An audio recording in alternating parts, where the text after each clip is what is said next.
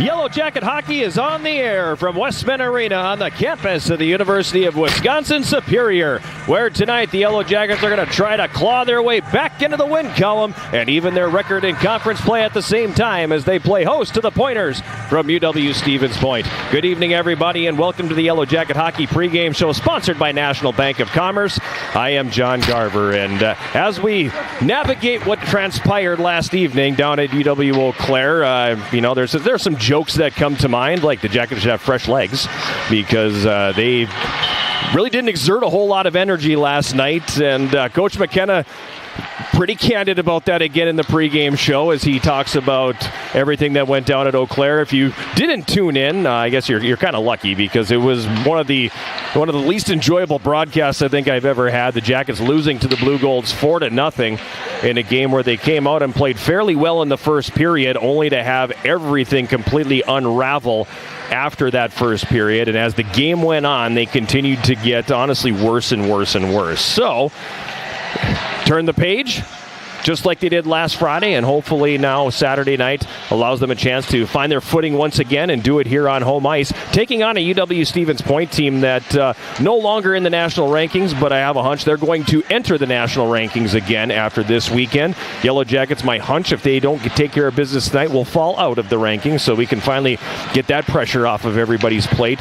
But this Stevens Point club winning last night over UW River Falls, they're 3-3 on the season, and talking to their radio crew before the game, which is always fun because two good guys, number one, but number two, a visiting radio crew. You don't get a lot of that anymore in Division III hockey. But they're looking at their record going, yeah, we're 3-3. Yeah, you're 3-2-1, and it's November. Who cares? As long as you're playing decent in February, that's all that really matters. And that's, I think, something that the Yellow Jackets and their staff need to keep in mind, that, this is November. And so there's... If you want to use the term right the ship, okay, fine. Then you got plenty of time to right the ship, plenty of time to find your footing, plenty of time to find your team's identity, plenty of time to right the wrongs that have plagued this team throughout the inconsistency and everything that has run through this team here over the first 3+ weeks of the season. The other thing I will say to kind of be the cautionary tale for everybody, if you remember the start of last season, it was a lot like this. It was very inconsistent. They were struggling to score goals early. They went down to River Falls. They won that game in overtime, and they took off after that. So, it's early in the year. Plenty of time for them to figure out what is plaguing them and still have that chance to move on to a very special season here at Westman Arena. A lot more to come on the Yellow Jacket Hockey pregame show, sponsored by National Bank of Commerce. We'll have a conversation with senior forward Austin Paul. We'll also talk to Yellow Jacket head coach Rich McKenna, and probably the shortest interview I've ever had with him. It didn't even make 5 minutes tonight. There was just not a whole lot that he wanted to talk about, and frankly, I didn't blame him one bit. So we'll catch up with Coach McKenna, starting lineups about last night, all that and more as the pregame show continues right after this. This is Yellow Jacket Hockey on 91.3 KUWS Superior and Yellow Jacket TV, an affiliate of the WIAC Sports Network.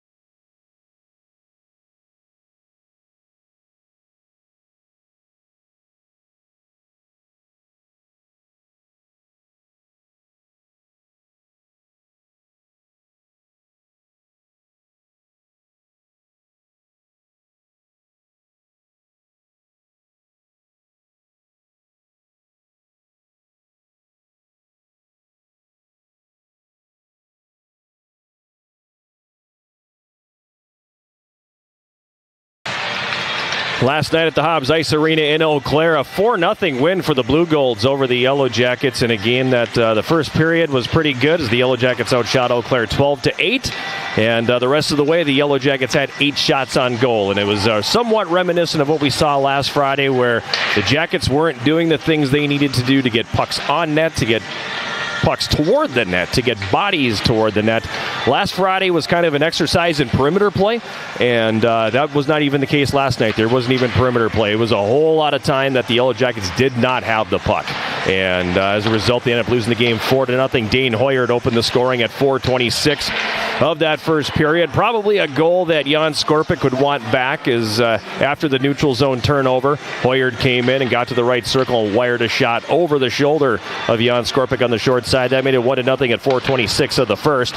In the second, Luke Lavery scoring his first of the game at 5:12. Another one very reminiscent of the first goal, a turnover in the defensive zone. The Yellow Jackets basically fed it into the right circle and said, go ahead, take your best shot, Lavery, and he did. He beat Skorpik up over the shoulder, short side again. His first of the game at 5:12, and it was 2-0. Stayed that way until the later stages of the third period when Lavery scored his second of the game at 16:28. 16:28, getting a puck in the slot and beating Skorpik with a shot on the stick side. That made it 3-0. And then less than a minute later at 17:22, Nolan Greer scoring on a power play, his second goal of the season. An absolute cannon from the top of the left circle. First power play goal the Yellow Jackets have allowed all season long, and that made the final 4-0. Shots on goal in the game favoring Eau Claire at 30-20. Jan Skorpik finishing the game with 26 saves. It's his first loss of the season, so he's now 3-1 overall. Yellow Jackets are now 3-2-1, and in conference play they are 0-1. Stevens Point, meanwhile, rolling to a 4-1 win over UW River Falls at KB Willett Arena last night. They opened the scoring at 11:58 of the first period. It was Cody Bazarchuk scoring to make it 1-0 at 11:58. River Falls tying at 6:41 of the second period. Keenan Ingram getting the goal. Then the Pointers took the lead for good at 17:26 of the second period as Gabe Randall scoring. Then late in the third period, they pulled away with a couple of goals. A power play goal from Hunter O'Brien at 16:36. And at 18:35, Joseph Manning scoring to make the final score in that one 4-1. And that's how everything shook out in the WIAC last night. Tonight, elsewhere around the conference, full slate of games in addition to this one. You have River Falls playing host to Beloit. And then UW Eau Claire is playing host to UW Stout. Earlier this afternoon, the Yellow Jacket women's hockey team falling on the road at UW Stevens Point, 4-1, the final score in that one. And the big upset is UW Eau Claire defeating number 1 ranked and unbeaten River Falls 3-0. So I'd have to go back and look. I'm curious the last time that River Falls team has been shut out, because they've only dropped a couple of games here over the last 3 seasons. And so to see them get beat today by UW Eau Claire, kind of a bit of a surprise, but yeah, so that's the big upset on the women's side of things. So there will be a shakeup at the top of the national polls in Division III women's hockey. We're about 23 minutes away from the start of this one between the Yellow Jackets and the Pointers. We'll take a quick break and come back, and we'll catch up with Yellow Jacket head coach Rich McKenna. This is Yellow Jacket Hockey on 91.3 KUWS Superior and Yellow Jacket TV, an affiliate of the WIAC Sports Network.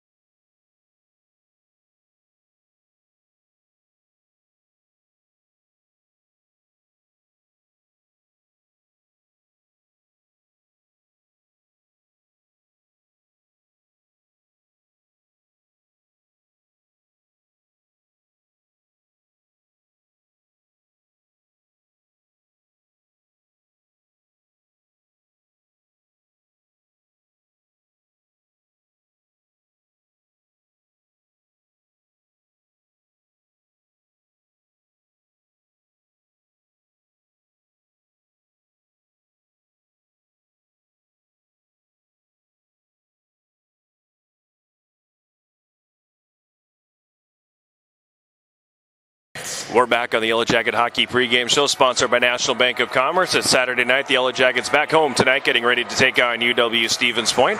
I am John Garver, and as always, we're joined by Yellow Jacket head coach Rich McKenna. And where do you want to start on this one, Coach? I think we should just skip right to tonight. The journalist in me isn't allowed to do that, so let's talk a couple of little pieces about last night. Obviously, wasn't the effort that you were hoping for out of your team, and last week when we were in this position, you kind of said there were zero positives. Do you take the same route again after last night? Yes and no. I would say the only positive is that we saw who they are. I thought they played possibly to the best of their ability, and we did not. So we at least can see what they are.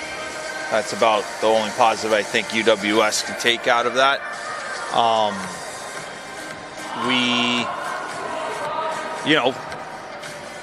First period, okay, I think Jan would probably want that one back. I thought Guchar, if we would have solved Guchar, I think maybe it would be a little bit of a different outcome or a possibility. But I found out that we need to go back to the ADM model in passing. That's for all you USA Hockey folks out there. And quite frankly, we need to go back to, what practices look like in 1995. So I'm looking forward to the next 2 weeks. Nelly, you're more than welcome to come up here.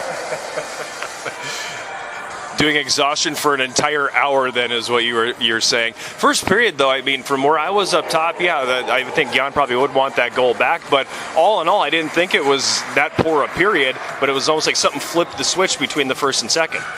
Well, we went into the second period, and I was like, all right, guys, they scored a goal. Okay.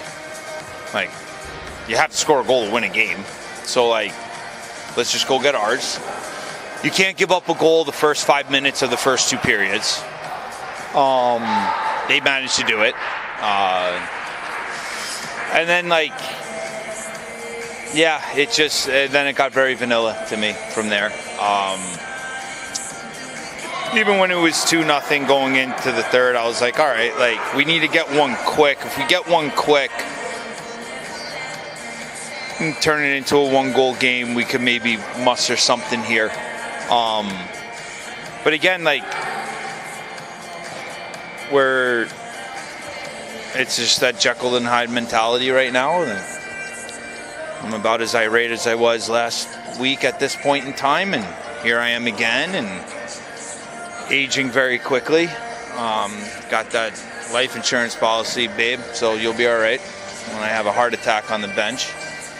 But it's we got to find consistency in our game. For whatever reason, it's not translating from practice. We're forgetting the things that make us successful. We have to, I don't want to say reset, but we have to do it over, I think, a little bit. I think we are not prepared. We're not understanding or prepared for the fight that's at hand every night. We're not sneaking up on anybody anymore. We're getting their best game. I don't like to talk about last year, but if you don't think Eau Claire had that game circled, you're an idiot. Well, I had 19 idiots last night, including the rest of the staff, and here we are. Irritated. Stevens Point coming in now tonight. They coming off a nice win at home against UW River Falls last night, and I don't think it's any secret what you're going to see out of this team because they've played the same style here for more than a decade and had a lot of success with it. Yeah, it's the only team we didn't beat last year. I wonder if we circled it. It's a good way to end it. Thanks a lot, Coach. Love you, Garf. It's Yellow Jacket head coach Rich McKenna. Again, always good. He'll always speak with candor. He's always going to tell it like it is, for better or worse. And he definitely told it like it was there. And I could see that in his face. He was done. He didn't want to talk to me anymore. So it's like, okay, I did have a couple more questions, but no, we're just gonna move right along here and get on with our pregame show. 10th season for Coach McKenna behind the Yellow Jacket bench. 113 wins, 107 losses, and 20 ties. His all-time mark. All-time against Stevens Point, he has a record of 4 wins, 22 losses, and 2 ties. And on home ice, 3 wins, 8 losses, and a tie. So this is the weekend you're playing the 2 teams that he has had the least amount of success against in the WIAC. And Eau Claire, traditionally difficult building for them to play in. And out of the 4 wins that they have in his 10 years, or 9+ years, I should say, at Stevens Point, 3 of the 4 have come here. The one that was down there was the 2021 conference title game. So aside from that one day, they've had a lot of difficulty playing in those 2 buildings, and it's not really a huge surprise, I guess, when it doesn't quite go their way like we would want things to go. His counterpart on the bench for Stevens Point is Tyler Krieger in his 9th season with the Pointers. 159 wins, 44 losses, and 18 ties. This is the 169th all-time meeting between these 2 clubs. Stevens Point has won 79 of those games. Yellow Jackets have won 67, and there has been 12 tie games. And just to put that in perspective a little bit, there was a stretch of roughly 10 years where the Yellow Jackets didn't beat the Pointers. So it kind of tells you where that all-time series was. Prior to that, the Yellow Jackets had a significant advantage in number of wins over the Pointers. That flipped over about a 10-year stretch, and McKenna's been kind of grabbing the shovels and trying to dig out of that a little bit here, and hopefully he can close that gap a little bit with this one here tonight. Keys to the game with our man Jason Roan. What do you got for us tonight? Well, the first one's no big secret. I mean, I think the first team to score 4 goals in this one has a pretty good chance to win the game. Entering tonight's... Thinking about it from the UWS perspective first, they haven't scored more than 3 in a game since November 7th. So 4 would be kind of the magic number in that regard. And even though we're very early on here, the Pointers are only averaging 2.5 a game. So I think both of these teams are really looking for more offense and maybe a little bit of an outburst. And if you can call 4 goals an outburst, that might be the magic number tonight. So the race to 4 it is. Okay. Race to 4 is the first key. Second key is special teams, which is, often the case in a game, but this one presents a pretty intriguing special teams matchup. The Jackets' penalty kill has been excellent all year, as you mentioned earlier in the pregame show. Gave up their first goal of the season on the penalty kill last night, but aside from that, they've been rock solid. Pointers' penalty kill's been okay. Neither power play's been great. UWS has been a little bit better, a few more opportunities, few more goals. If you believe the calculations, the cumulative special teams advantage would go the Jackets' way by like half a goal per game tonight. So it'll be interesting to see if UWS is able to cash that in, that half a goal advantage, or if Stevens Point just proves that it was a small sample size and none of those numbers really matter. The Yellow Jacket power play 2 is firing at 14.3%, which on the surface you go, oh, okay, that's not too shabby, in today's game, which is much more defensive. That said, they're 0 for the last 12. And, there's been a couple of those we talked about last weekend where great ozone time, not really producing anything, and there's been others where they spend more of it in their own zone trying to get up ice. So it's been a kind of a mixed bag with the power play. Right, got a few goals there, but not necessarily any of late. So yeah, we'll see what happens on the special teams. And last of the 3 keys tonight is a little bit of a matchup of balance versus the big 2. UWS has 6 players with at least 4 points coming into tonight's game. Stevens Point only has 1 player with 4 points or more, and that's Chris Engelbert, their leading goal scorer, with 4 on 12 shots. So that's not a sustainable shooting percentage. Pretty impressive. But basically, when you look at the offense of Stevens Point thus far, it's pretty much been Engelbert and Pizarchuk thus far, where UWS has been able to spread the goal scoring around a little bit. So, coming into tonight, we'll see if the Yellow Jackets' balanced scoring can carry the day, or if those 2 big guns for Stevens Point ends up taking the game over. Speaking of scoring, Yellow Jacket Hockey and Bills Distributing are partnering to benefit Folds of Honor for the 10th year in a row. Every time the Yellow Jackets score a goal at home, Bills Distributing will donate $20 to Folds of Honor, helping provide scholarships and educational assistance for the families of fallen or severely wounded servicemen and women and first responders. And last week in those first 2 home games, Yellow Jackets 4 goals, so $80 contributed to Folds of Honor, and hopefully we can do that again tonight. More goals. That would be a really nice thing. More goals indeed. Time now to take a look at the starters in this one. For the Yellow Jackets, it'll be Jan Skorpic once again getting the starting goal, the 6'1", 170-pound senior from Czechia, making his 6th appearance on the year. He's 3-1, 2.10 goals against average, a .924 save percentage, 1 shutout for him. His numbers were really fantastic last year. I mean, goals against below 1.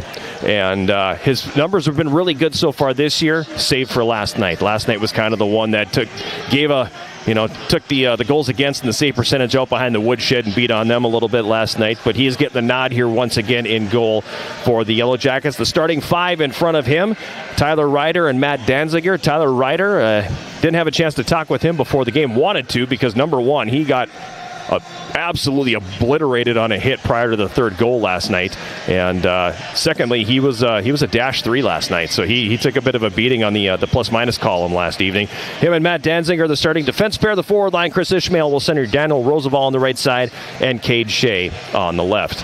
Other Yellow Jacket forward lines, Carson Riddle will have Austin Paul on the right wing, AJ Reed on the left, Justin Dauphiney will have Blake Setter on the right wing, and Andrew Larson on the left, and then Alexei Yarmolnik will have Zach Lucier on the right wing, and Rupe Tuomioksa on the left wing. The defense pairs tonight, Dusty Bergstrom, Evan Axel, Sam Brennan, Liam Whitehouse, and the extra skater, Iki Kagawa, backing up tonight, Jack Boschert and Kobe Grant. On the other side, it's going to be Alex Proctor getting the starting goal for the Pointers. He's a 6'2", 185-pound senior out of Allen, Texas, making his 7th appearance on the year. He's played every second of every game for the Pointers so far this year. He's 3-3, has a 2.21 goals against average, a .914 save percentage. So these 2 goaltenders have been the ones carrying the mail, Jason, and they have the numbers that are very, very similar. Yeah, and I was a little surprised to see that Skorpic got the nod tonight. Got to be a nice opportunity for him to get that bad taste out of his mouth from last night, so I'm sure he appreciates this opportunity to go back-to-back.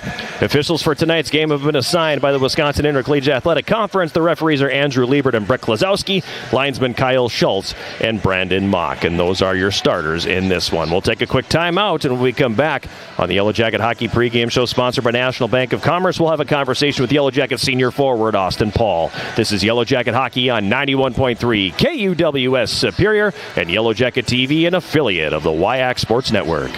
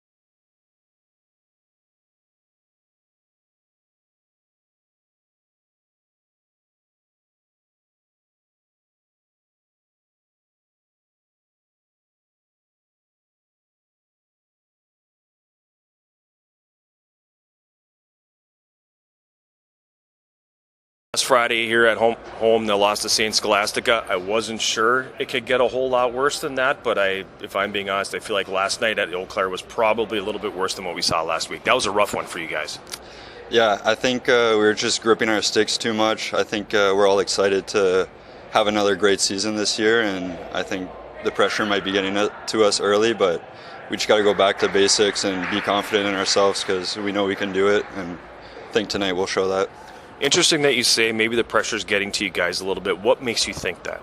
Well, I think I know we touched on last year a lot, and the guys are starting to say we shouldn't really focus on last year too much, but it was a really good season for us, and we all want to roll off of that because we know we can accomplish that again. So I think the standards are high, but we're ready to meet them here.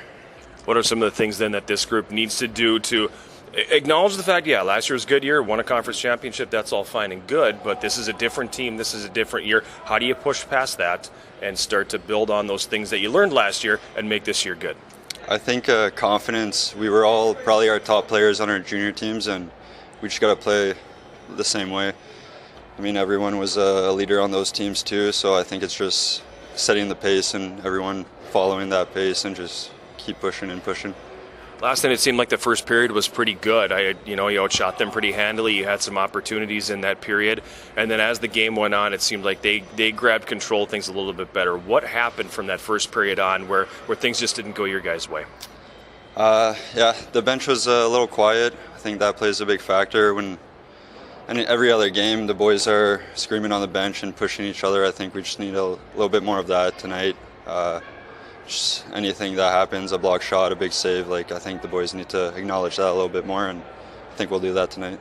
You personally took a bit of a beating last night, especially in the first period, taking a couple from behind. I commented, you did your part in making sure your team got some power plays, but you took a little bit of a beating last night.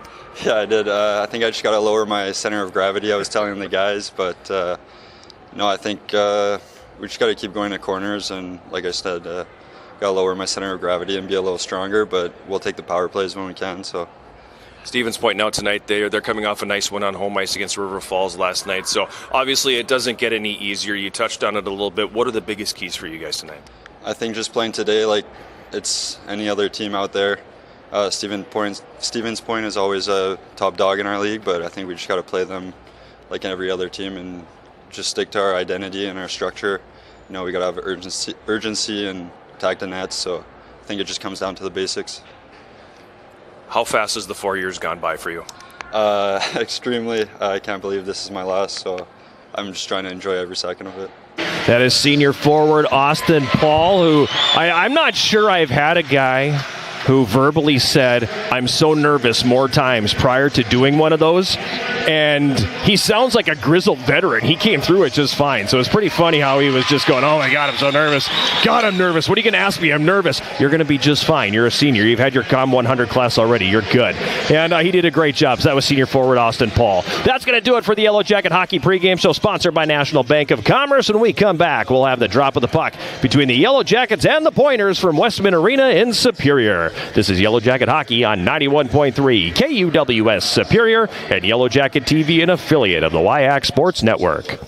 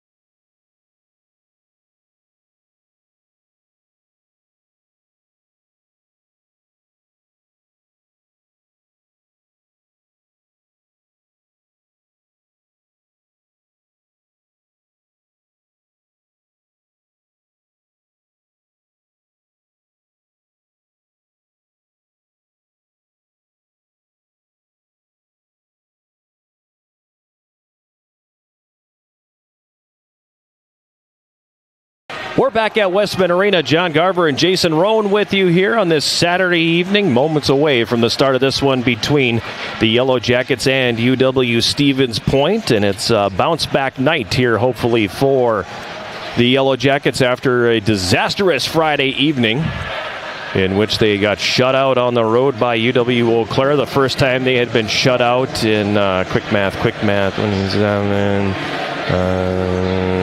33 games. Going back to the final game of the 23-24 campaign. So it's been a long time since the Yellow Jackets didn't light the lamp. That was the case last night. Let's see if we can do one here nice and quickly here tonight. The opening face-off sponsored by Barker's Island Inn, Northern Wisconsin's Island Getaway, and we are underway here at Westman Arena in Superior. The Yellow Jackets win the opening face-off. Tyler Ryder's pass up the left wing for Shea's not going to connect. That's going to come all the way down, and all that build-up for the drop of the puck, and 11 seconds later, icing is the call. Plenty of fireworks right off the opening face-off there. Daniel Roosevelt getting into it with his opposite on the left side over there. I'm just happy we won the draw.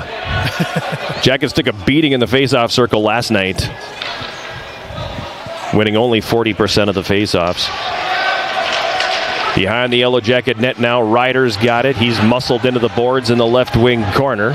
Puck comes back behind the Yellow Jacket net. Ishmael's got it. He reverses it and leaves it for Danziger, who throws that ahead to center. Knocked down by Bunting in the neutral zone. Then he collides with Ishmael. And Hunter Hastings on the right wing got it across the Yellow Jacket line before he was decleated. Puck cleared back to the Stevens Point line, but then they quickly play it back up into the Yellow Jacket zone. Behind the goal, Ryder up the left wing. Off the stick of Cade Shea. He's going to carry it back into his own zone and then flip that in the air to neutral ice. Bouncing puck in the center circle. Engelbert's got it here now for the Pointers, and he floats it in with the blocker. Skorpic guides it to the left corner. Puck comes back down to the boards, taken again by Danziger. He tries to clear it up the right wing, hits Austin Paul in the back. Danziger will try it again, passes behind his net, and already first shift of the night for this defense pair. They've been on for a minute and 15 seconds. Not ideal by any means, and finally Ryder gets it down into the Stevens Point zone. He'll change that defense pair. Blake Norris has it for the Pointers, feeds it ahead on the left wing, Engelbert. He saucers that one over rink wide to the right. Just out of the reach of Eftimovsky, and the Jackets back the other way. A.J. Reed across the line takes a shot, and that's deflected by the defense over the top of the net. In the left wing corner now, Blake Setter for the Yellow Jackets. Setter spins away from a check, leaves it for A.J. Reed off the boards up top. Bergstrom for the Jackets, back to Reed now. He'll leave it at the blue line for Axel. His shot deflected wide. It comes all the way back up the left wing boards, and the Pointers go to clear. It's going to stay in the zone as Dauphiné was able to hold. Now Shimolevsky back the other way, plays that one ahead at center. Collision in the neutral zone as going down was Pizarchuk. He's going off very gingerly. Was that knee on knee? I didn't see it. In the neutral zone now, it's flipped back into Stevens Point territory, giving chase Andrew Larson for the Yellow Jackets. It comes behind the net for Moser. Moser comes to center with it here. Across the Yellow Jacket line they come. Quick shot from the circle taken by Randall, and the save is made there by Skorpic. Jackets back on the attack the other way, but then they turn it over in the neutral zone. And Moser's got it again here for Stevens Point. Puck played ahead now, and Richards didn't get a stick on that, and it's going to be icing on the Pointers. Faceoff coming back down deep in their zone next to Alex Proctor. Yes, it was knee on knee, but it was completely inadvertent. I think it was Dusty Bergstrom just doing a great job pinching up in the neutral zone there as the pass came through. He actually deflected the pass with his stick first, but just went right through the player, and that's what caused the contact. No blood, no foul on that one. Pizarchuk is back on the bench, so not even being tended to by the trainer. I'm guessing he is okay at this point. Puck cleared to center ice. Whitehouse for the Jackets dumps it back in. Now behind the net, Moser's got it here. He'll step away. Plays that ahead on the right wing. Randall across the Yellow Jacket line takes a shot from the right circle. It's tipped wide of the net. In the right wing corner now, the puck played behind the Yellow Jacket goal. Whitehouse picks it up there, settles the rolling puck down, and then saucers that to neutral ice. Lucier gets a stick on it, but the Pointers quickly come back in transition and send it into Yellow Jacket territory. Icing waved off on the play. Brennan for the Jackets, up the left wing for Tuo Mioksa. That comes out to neutral ice. Pointers dump it back in, and that's going to be gloved and held by Jan Skorpik, and we'll get a face-off here in the Yellow Jacket zone as Captain Sean Bunting standing on top of the goal crease and getting a greeting from the Yellow Jacket D. He's been incredibly abrasive right from the start. He was the one that was jousting with Roosevelt right off the opening face-off. Made sure to make his presence felt every time he's had an opportunity to run into somebody before or after the whistle thus far.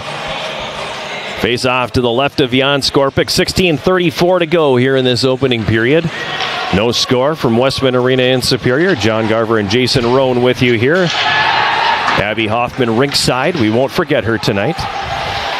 Jackets win the face-off and dump it into the Stevens Point zone. Center in the right corner. Up top, Danziger right point. He tried to play that one deep, but it was picked off. It gets to the line and does skip out to neutral ice, and the Yellow Jackets are going to be forced to regroup. At the blue line now, Ryder, his pass is intercepted by Hastings. He'll carry it in and dump it deep. It comes around behind the Yellow Jacket goal to the left wing corner. Comes up the boards now. Jackets try to clear. It's not going to leave the zone. Hastings in the high slot with a shot on goal. Skorpik makes the save, and he's going to hang on to that one as well. And Brett Klazowski having a conversation with Quinton Hill, who got tied up with Jan Skorpik. Seems to be a recurring theme here by the Pointers, getting as close to the crease as they can on every one of these held pucks. Getting his kitchen, as they say. Speaking of kitchens, at the other end, the Yellow Jackets have not been to the kitchen yet. Shots currently 3-0 favoring the Pointers early in this one. Reed tips it to the neutral zone. Pointers break that one up. Starting back up ice is Colangelo. Gino Colangelo dumps it into the Yellow Jacket zone. Skorpik out, plays it over to the left wing side. That's not going to leave. Now the Jackets get it back, and Austin Paul's got it here. He throws it into the middle or hops over the stick of Reed. Riddle picks it up, takes a shot. The save is made by Proctor. Left wing corner, Reed gets there first. Moves it behind the net now for Riddle. Riddle tried to give it for Reed and does. Reed now up to the right point. Evan Axel, one-timer, pad save. Proctor, rebound comes right up the slot. A.J. Reed does a good job to break up the breakout attempt. Unfortunately, on the second try, the Pointers do get it out. Now Paul on the left wing boards, dumps it back into the Stevens Point zone. Proctor out of his net. Sends that one over to Norris on the left wing boards, and he's going to carry it out to the neutral zone. Norris now plays that one deep. Jackets quickly come back in transition, however, as Brennan moves it ahead for Roosevelt. Now to Ishmael on the right wing across the Stevens Point line. Takes a shot, save made. Big rebound was there. Cade Shea got in a little bit too tight, and then Sam Brennan was handcuffed a little bit as it was on his backhand. Now Shea dumps it back into the Stevens Point zone. In the left wing corner, Shea. Centering pass out front. Roosevelt, the one-timer, and that one doesn't go. Now behind the net, it goes to the left wing corner. Jackets showing some life here. Roosevelt battling for it. He has it taken away from him by Eftimovsky. Lumber all over the offensive zone here, too. Puck comes up to the line, and that's going to split the D and come to center. Picked up there by Brennan. He throws it ahead, looking for Ishmael on the right wing, but it's intercepted by Pizarchuk and dumped back in. Brennan for the Jackets flips it to neutral ice. O'Brien backs it up. Good stretch of hockey without a whistle here.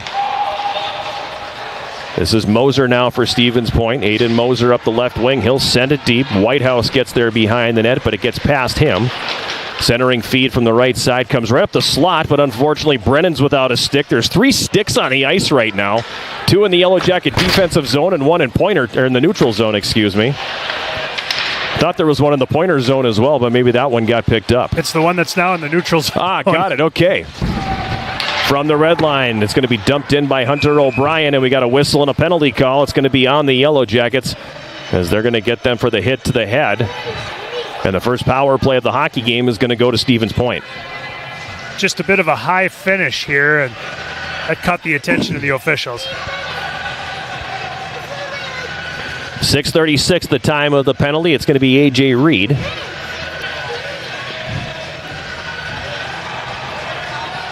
2 minutes contact to the head. First power play of the evening going to the Pointers. They come into the game at 11.1% on the man advantage. Face off to Skorpik's right. O'Brien for Stevens Point at the left point. Gives it down the boards to Bunting.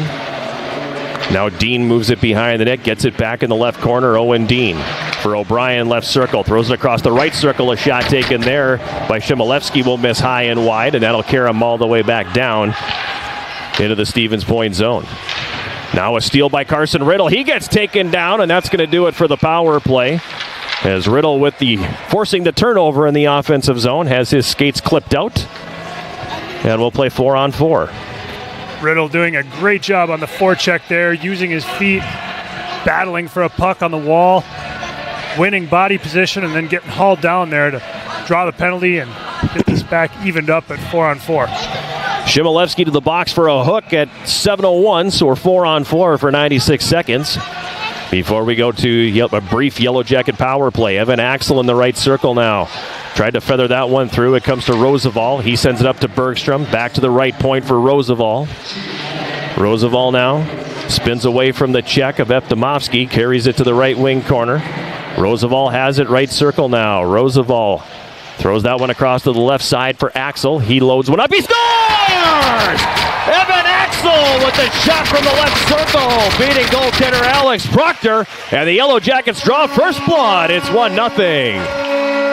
Axel with a harmless fadeaway wrister above the circles on that one. Proctor must not have seen it clearly.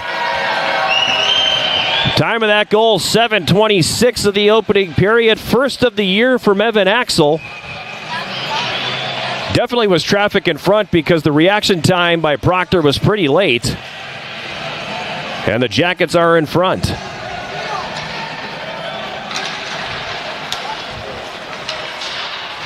Face-off controlled here by the Pointers. Scoring for your Yellow Jackets, his first goal of the season, number 21, Evan Axel. He got an assist on that goal from number 6, Dusty Bergstrom, and number 10, Justin Definier. So the Dauphiné and Bergstrom the assist. Jackets on the attack again. Kagawa right circle, a backhand. Proctor makes the save. He pokes it up toward the line where Danziger is able to hold in to help out Ishmael, but now that puck will escape the offensive zone and come to neutral ice.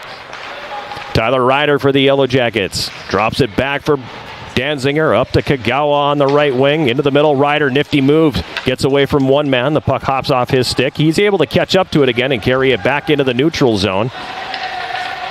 Now he moves that ahead, out of the reach of Larson. And Stevens Point will regain control in their own zone. 11.5 to go here in this opening period. Yellow Jackets with the 1-0 lead, courtesy of Evan Axel. Now carrying it up the right side, is moved into the middle. Norris for the Pointers. Blake Norris across the Yellow Jacket line to Engelbert. He's got it in the left circle, gets around Brennan, walks to the net, a shot, and that one's just going to miss wide. Now the puck picked up here by the Yellow Jackets.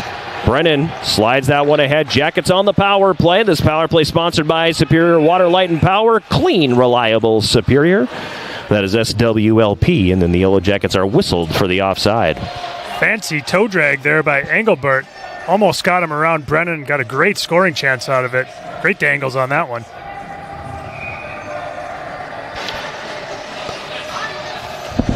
.12 seconds left in the Yellow Jacket power play. 11-11 to go here in this opening period. 1-0 Yellow Jackets shots. 5-4 Yellow Jackets. They win the faceoff now. It's Bergstrom on the left, giving it to Carson Riddle. He wanted to throw that back up top. He did it very well, but he split the D.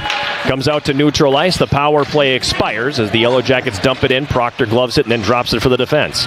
Puck comes all the way back into the neutral zone. Axel wanted to leave it for Whitehouse, but the miscommunication means the puck is all the way back down behind the Yellow Jacket net. Wrapped up the right side for Reed. He tried to tip it out of the zone. That's not going to go. Pointers regain control in Yellow Jacket territory, then turn it over, and A.J. Reed puts it on the backhand. He'll flip that all the way down. And they do. Wow, okay. That thing was really moving slow. Props to the Pointer defenseman because he sold it great. Just really wanted to give them all a stoppage there, I guess. 10:33 to go here in this opening period. 1-0 Yellow Jackets. Coming up during our first intermission, sponsored by Hovland Incorporated. I believe Lon Hovland in the building here this evening. Our latest installment of Where Are They Now? We will catch up with former Yellow Jacket Mark Johnson. Not to be confused with Team USA's Mark Johnson. Tuo Mioksa for the Yellow Jackets. Carries it up the left wing. 2-on-1 developing. Gives it to Reno for the shot. Save made. Rebound was there. But in too tight was Tuo Mioksa. And back the other way now comes Stevens Point. Carrying it to center across the Yellow Jacket line. Chmielewski bumped off the play by Whitehouse. Puck comes back around the boards. Pointers have control on the right wing side. They throw the front shot. Save made. Skorpic. Rebound right up the slot. And it's going to be carried back the other way by Danziger. Danziger flips it toward the right corner. Gloved out of the air by Mosier. But it's picked up. They score! Daniel Roosevelt with the steal, buries it, and it's 2-0.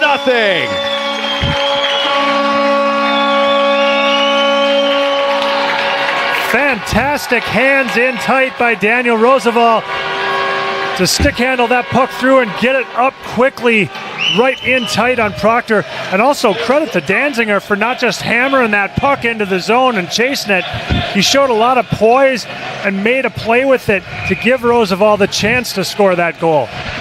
Third of the year for Daniel Roosevelt. Slick hands in tight. Wow. The NHL bloodline's coming through on that one. For your Yellow Jackets, his third goal of the season and 13th of his career, number 9, Dan Roosevelt. He gets that goal unassisted. Yeah, that was a great steal by Roosevelt there. Unassisted? Yeah, because he stole it from their defenseman. Oh, I guess he did hit the defenseman. That's a turnover, man. Yeah. Yep. That's a turnover. I was just so pleased with Danziger. I wanted him to get a little love there. Hey, there's still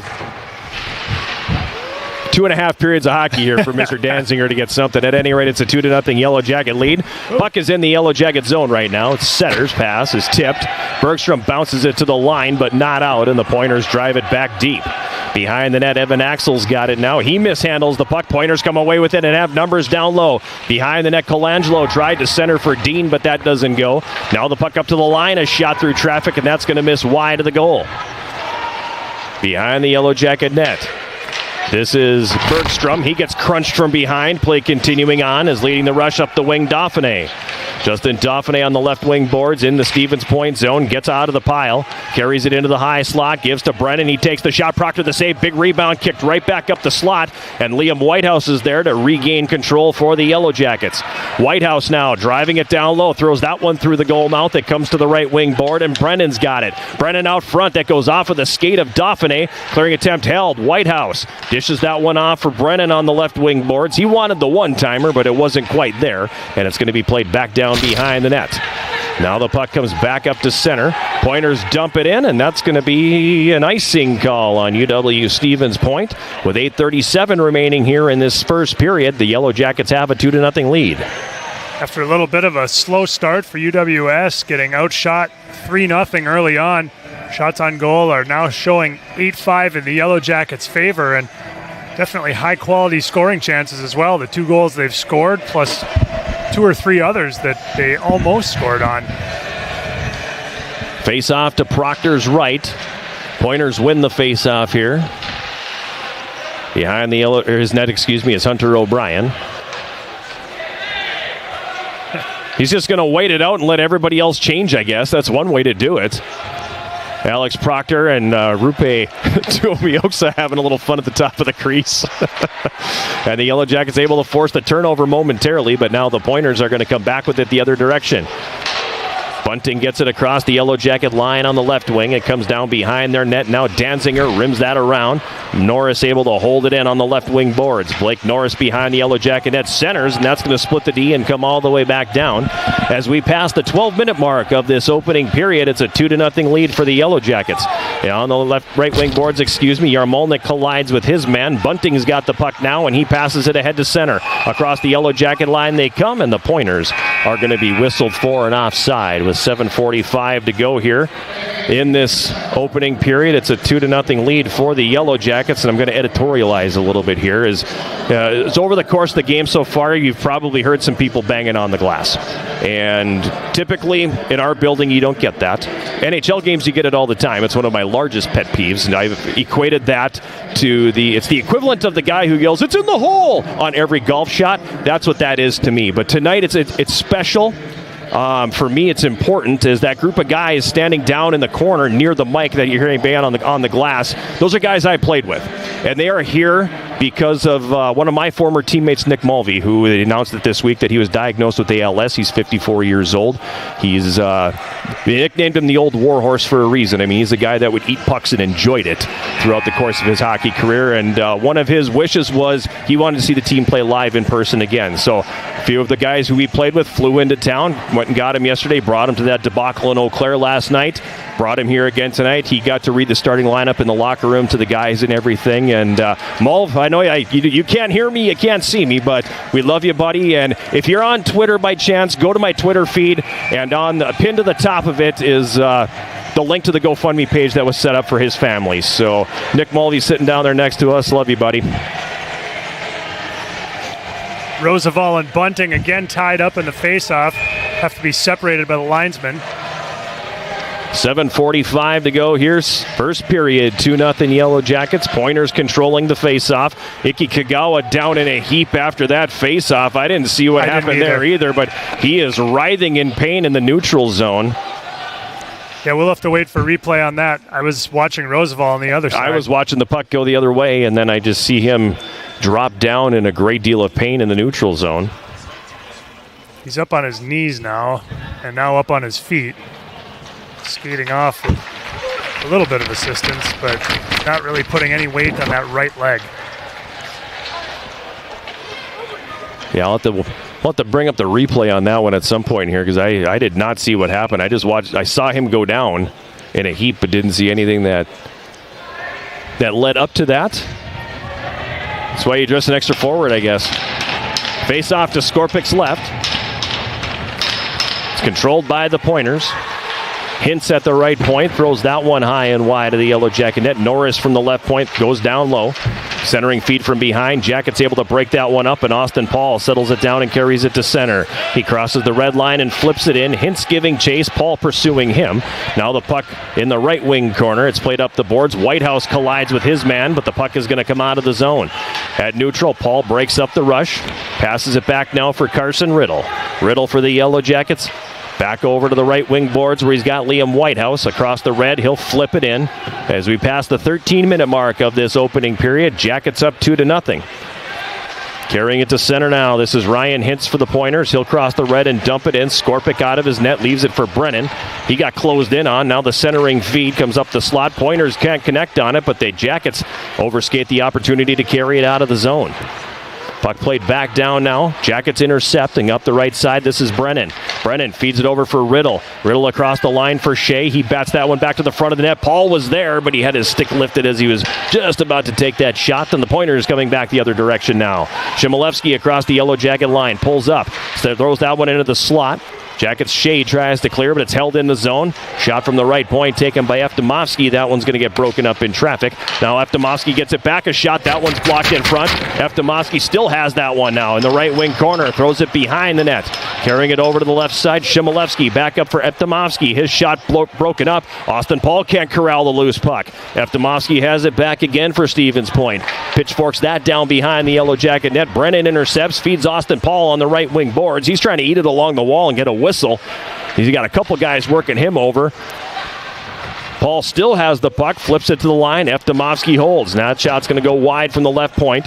Behind the Yellow Jacket net, Danziger battling for possession. Stevens Point has Alex Johnson in there as well. Pointers come out with it. In the shot taken from the left circle there by Manning. Save made Skorpik, and the Yellow Jackets will clear that one out to center. That's a 2-minute stretch where the Pointers just work the Jackets over in the offensive zone. Jackets finally get that much-needed line change. Ray Sigel on the left wing for the Pointers. Crosses the Yellow Jacket line and carries it deep. Dishes behind the net for Colangelo. His pass gets all the way to the line and does escape out to neutral ice. Manning for the Pointers quickly in transition again. Now Engelbert sidesteps the check of Ryder, but the puck comes to the left corner. Jackets get it back with Dauphiné.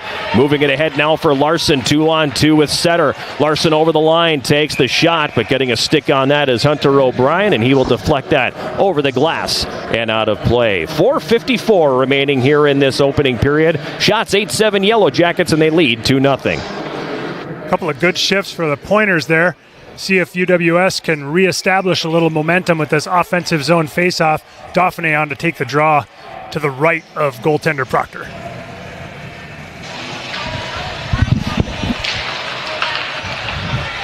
Brennan for the Yellow Jackets carries it down the left side. Sharp angle shot, save made by Proctor. Jackets regaining control at the right point with Whitehouse down the boards for Setter. He gets knocked off the play but gets the puck deep for Larson. Andrew Larson on the right wing half board now, fires it toward the net. It's blocked in front. Setter gets it back on the right wing side. Setter for the Yellow Jackets plays it deep. Behind the net, Dauphiné. He's wrapped up by Norris. And the Pointers move it ahead behind Bunting. Intercepted in the neutral zone, and Brennan flips it back in. Two-hopper, glove there by Proctor. And we have a whistle, and what do we have here? An elbowing call on Bunting, so the Yellow Jackets are going to go to the power play, I believe. Is that what I saw? Or is it O'Brien? Elbowing, but it's O'Brien, so that would have been the hit on Brennan over here on the near side board. It was called by the official that was back in the Yellow Jacket zone. Yeah, came up to finish his check on Brennan, and again, the finish was a bit high. 15:41 the time of the penalty on O'Brien, elbowing the call. Second power play for the Yellow Jackets. They are 0 for 1. Power play is sponsored by Superior Water, Light, and Power. Clean, reliable, Superior. That is SWLP.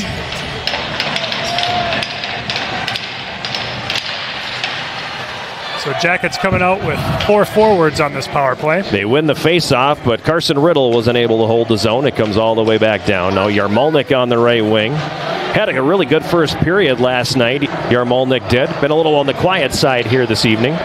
Riddle on the left wing flips it into the Pointer zone. Proctor gloves, and he will clear that one, and it comes all the way back out to neutral ice. Brennan pressured hard by Randall in the neutral zone. Now Yarmolnik up the right wing, sends it in. Proctor out, sets it up there for the defense, and the Pointers are going to have numbers back the other way here, shorthanded, 3-on-1. Across the Yellow Jacket line, Randall with a shot, save made by Skorpic. Big rebound. Jackets have numbers back the other way. A.J. Reed up the right wing, across the Stevens Point line, throws it for Brennan. He one-times it, tipped at the right post by Shea, and it just misses wide. Now the puck comes up to the right point. Brennan's got it. Slides that one over to the left side. Ishmael down the boards. Riddle. Carson Riddle for the Jackets, left wing corner. Behind the net for Shea, back to Riddle. Up top to Ishmael.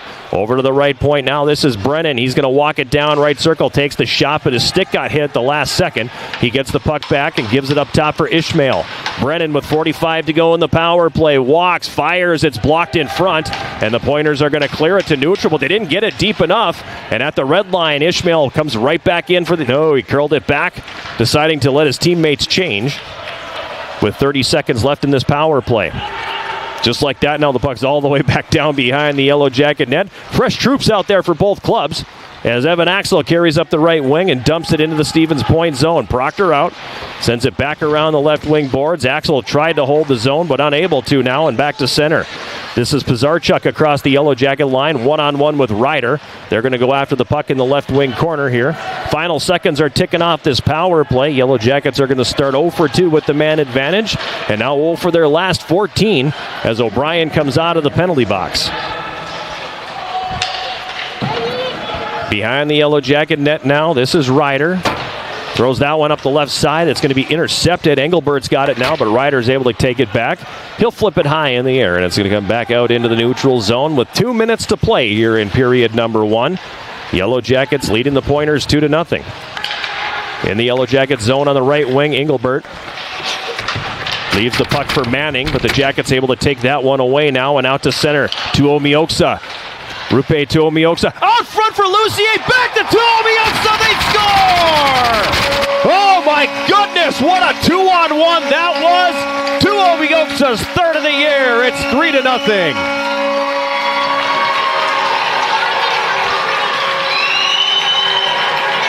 Beautiful goal, and it all starts with a risky late pinch by Alden Moser in the Pointers attacking zone. He gambled and lost, and it sent the Jackets on an odd man rush the other way, and they made the most of it, taking advantage and extending this lead to 3-0 with a late goal here in the first period. Just 1:42 left to go. I was about to say, take that shot there. Yellow Jackets, his third goal of the season. number 17, Rupe Tuomiosa. He gets an assist on that goal from number 22, Zach Lucier. So Lucier gets the only assist on that goal, and he nearly got his second of the game moments later. Huge save from Alex Proctor, keeping this from being a 4-0 game right now. That race to 4 almost ended in the first period. Still time, man. 1:05 to go here as the Pointers pick it up. O'Brien picks it up and slides it ahead at center. Jackets break it up. O'Brien gets it back. Check that. It's Bunting, rather, and he'll backhand that down into the Yellow Jacket zone. Puck is behind the Yellow Jacket net. Centering attempt by Alex Johnson doesn't go. Now the puck in the right wing corner. Pointers come out with it here. Send it up top. Long shot taken there by Eftimovsky, and it's going to miss wide. Now the puck left wing side, rather, Yellow Jacket zone. Peter Marr always told me he speak from the defensive side there.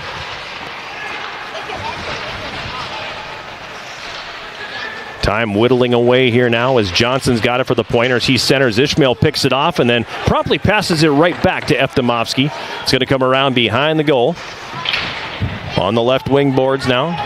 Jackets finally get control, and that's flipped high in the air to center. It's going to come all the way down into Pointer territory. Ray Sigel giving chase, pursued by Roosevelt. Ray Sigel's got it behind the net, and I think he's going to be content to just ride this one out. And the buzzer sounds, bringing the first period to a close, and frankly, you couldn't ask for a better first period. Yeah, aside from just a little bit of a slow start in the first 2 or 3 minutes, it was a great period for UWS. I got a feeling somebody will want to talk to our ringside reporter after that frame. 3 goals, 1 period, all right. Somebody is going to want to have a conversation. We're going to keep an eye on Abby down there and see who she's going to grab. Coach beeline for the locker room right away, so I know it's not going to be him. She's going to have to assert, just ask somebody. She's running out of candidates here. She is.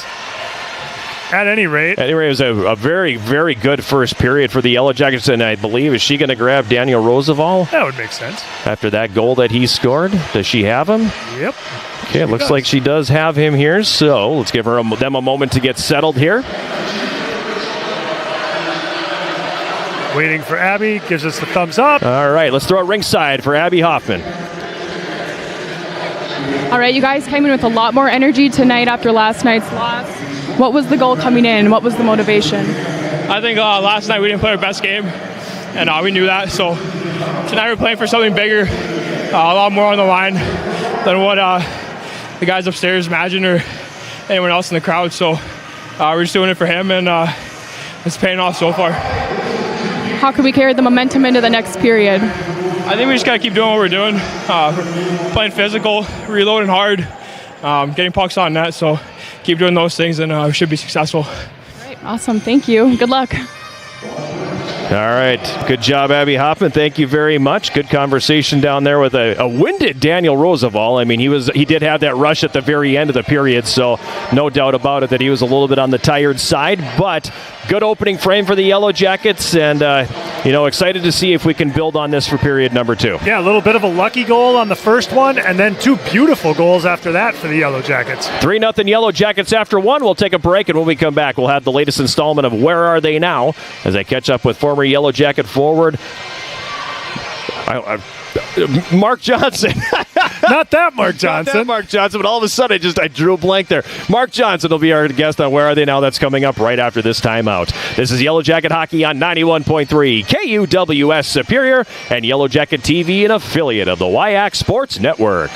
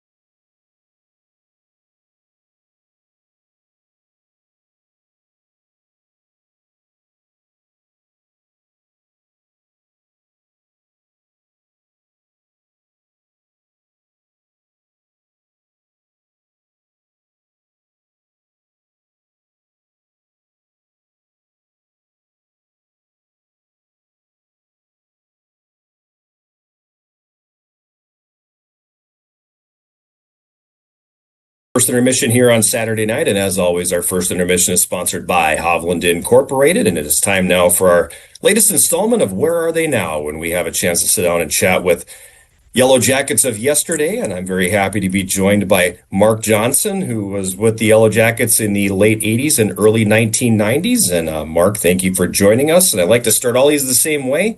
Just give us an idea of where is Mark Johnson now? Well, thank you for inviting me to this. I'm back home in Richfield, Minnesota. I've been coaching high school hockey for 27 years now, and head coach for 16 of those. I was with the boys' high school, and then now I'm with girls' high school hockey. And continuing on, I'm currently at Bloomington Jefferson, heading up the girls high school team, and I'm now in my 5th year here. I'm working now in real estate and selling in all of Minnesota, mainly the metro area, but I dip off into the northern suburbs and southern suburbs. So, but I've been really enjoying watching where everybody's been, what everybody's doing, and especially what you do for the alumni and everybody in the Yellow Jacket history books. Well, thank you. I appreciate that. So you started with coaching, so let's go there first. And did you always kind of know that coaching was in the blood and that was something that you wanted to do? Or at what point did you realize that, I really enjoy teaching the next generation about this game I love so much? So where did that come from? That's interesting you say that, because when I came to school, my main goal of entering Superior was to play hockey. and my route wasn't so inclined into school. I wasn't the best student of sorts, I'll be honest to say. Coach Nelson and I sat down, and he mentioned that he was teaching a coaching ethics and a coaching class in school. And sitting in that class with him gave me as part of my degree, the ability to coach. And then watching Coach Nelson and watching how things that he was doing and how he interacts with all the players and all the community, this was something that I was intrigued about. And so when I had this in place, I came back home to Richfield, and I was asking around, and I ended up coaching some Bantam hockey, and I really enjoyed it. I then moved on to high school hockey and got on with a great crew as an assistant coach, and that took me to head coaching the rest of my way. I guess I would say, to be completely frank, I wasn't always the best role model of players. I was pushed, and I love that, and I love the game. I will say that I can now relate some of these things back as my coaching degree falls. Do I regret a few things? I sure do. I completely do, and I'll be the first to say it. It's helped me coach. Mm-hmm. It's helped me with the love of the kids. I'll never forget Coach Nelson. I will never forget all my players and my teammates and how all things kind of come together. And Coach Nelson was one of my teachers back in the day for Jim at Richfield when he was first starting out. And so kind of what led me to Superior, and it was him. Okay, that's a question I was going to ask. So what made you come to Superior and decide that this is the place you want to play? I didn't know that you actually had him as a teacher when you were in high school. I did. He was just starting out his teaching career at Richfield, and I had known him there. He obviously wrote and talked to me throughout, my high school career, and then we kind of all went to play juniors in the USHL, and I then went and talked through I didn't know where I was going. I didn't have much instruction. I didn't know what college was about. Not that I probably could have reached out more. And what I know now and wish I'd known then would have been a lot different, but not saying that wouldn't have led me to Superior, because I have some great friends, great memories, of the college, and I can't say enough about how wonderful Superior is. So that is how it led me. And then, like, when I showed up, Coach Nelson, thought I was going to Mankato. Okay. And then I showed up on the doorstep and I said, I'm here to play hockey, with a hockey bag, and I didn't even have a pillow. So. Well, what was it like playing for him in those early days? Because we talked a little bit before we got on the air, and Coach is a guy who losing isn't in his vocabulary. He was not happy when the team didn't play well. And those first few years of his, there were some bumps. They took some lumps. So what was it like playing for him in those early days? You're right. I don't want to speak for Coach Nelson, but I know everybody loved him. Everybody loved his passion. As we all grow as a coach, and we grow as who we can put together and in lines, and you've got personalities, and there's so much going on, even outside of hockey, that I have learned now. I want to say Coach Nelson hated losing more than he liked winning. Fair. And I think that's a fair statement. I don't want to speak for Coach Nell, but Nelly was very bright, and he knew the game. He knew the game well. He played. He was very competitive at college when he played, and so I've always enjoyed playing for him. He drove me. He pushed me. I really learned the game with him. And then Coach Stanaway came over and helped him, and I won't ever forget about that. Mm-hmm. I was fortunate enough to play when Stano was still here too, so I get you 100% on that. You had a special chemistry with Ron Evans. Talk about that. Ronnie was just he was such a great athlete, a great drive. I wish I worked as hard as Ronnie did. He lifted, and I didn't necessarily always get in the weight room. I might put myself down harder now than I would then, but it was just, Ron had just a knack of passing me the puck. We knew where each other were. I always knew where he was driving. I knew where he was going. He knew where I was going. I'll never forget. I remember days and players and all the teammates I've had in high school and juniors, but I'll never forget playing with Ronnie. Ronnie was just an amazing guy, an amazing player. I wish we had one more year together. Mm-hmm. I wouldn't give to have one more year with him. Before we hit the record button too, you were talking about a game against St. Scholastica where the two of you teamed up and you scored yourself a hat trick in about 1 minute and 15 seconds. That's pretty crazy. Yeah, and I've been looking for that stat, and I'll never forget that. Ron and I, we did combine for 3 goals, and it was just him and I off the face-off, and down in their end, and then it was like minute 15, minute 20, somewhere in there, and I'll never forget that moment. And it was up in St. Scholastica, and one of my great memories that I've had with Ronnie. Talk to me a little bit about your last year here, because that was, talking with Coach, and he had said going into that year, he had made a decision that if that team didn't win, then he was going to step aside and be done and let somebody else take a crack at it. And you were part of that group that got into the NCHA tournament for the first time and was finally able to get over that hump. What made that team the team that could get over that hump? Well, there was some additions that came in. We had a transfer from UMD with Glenn Lang.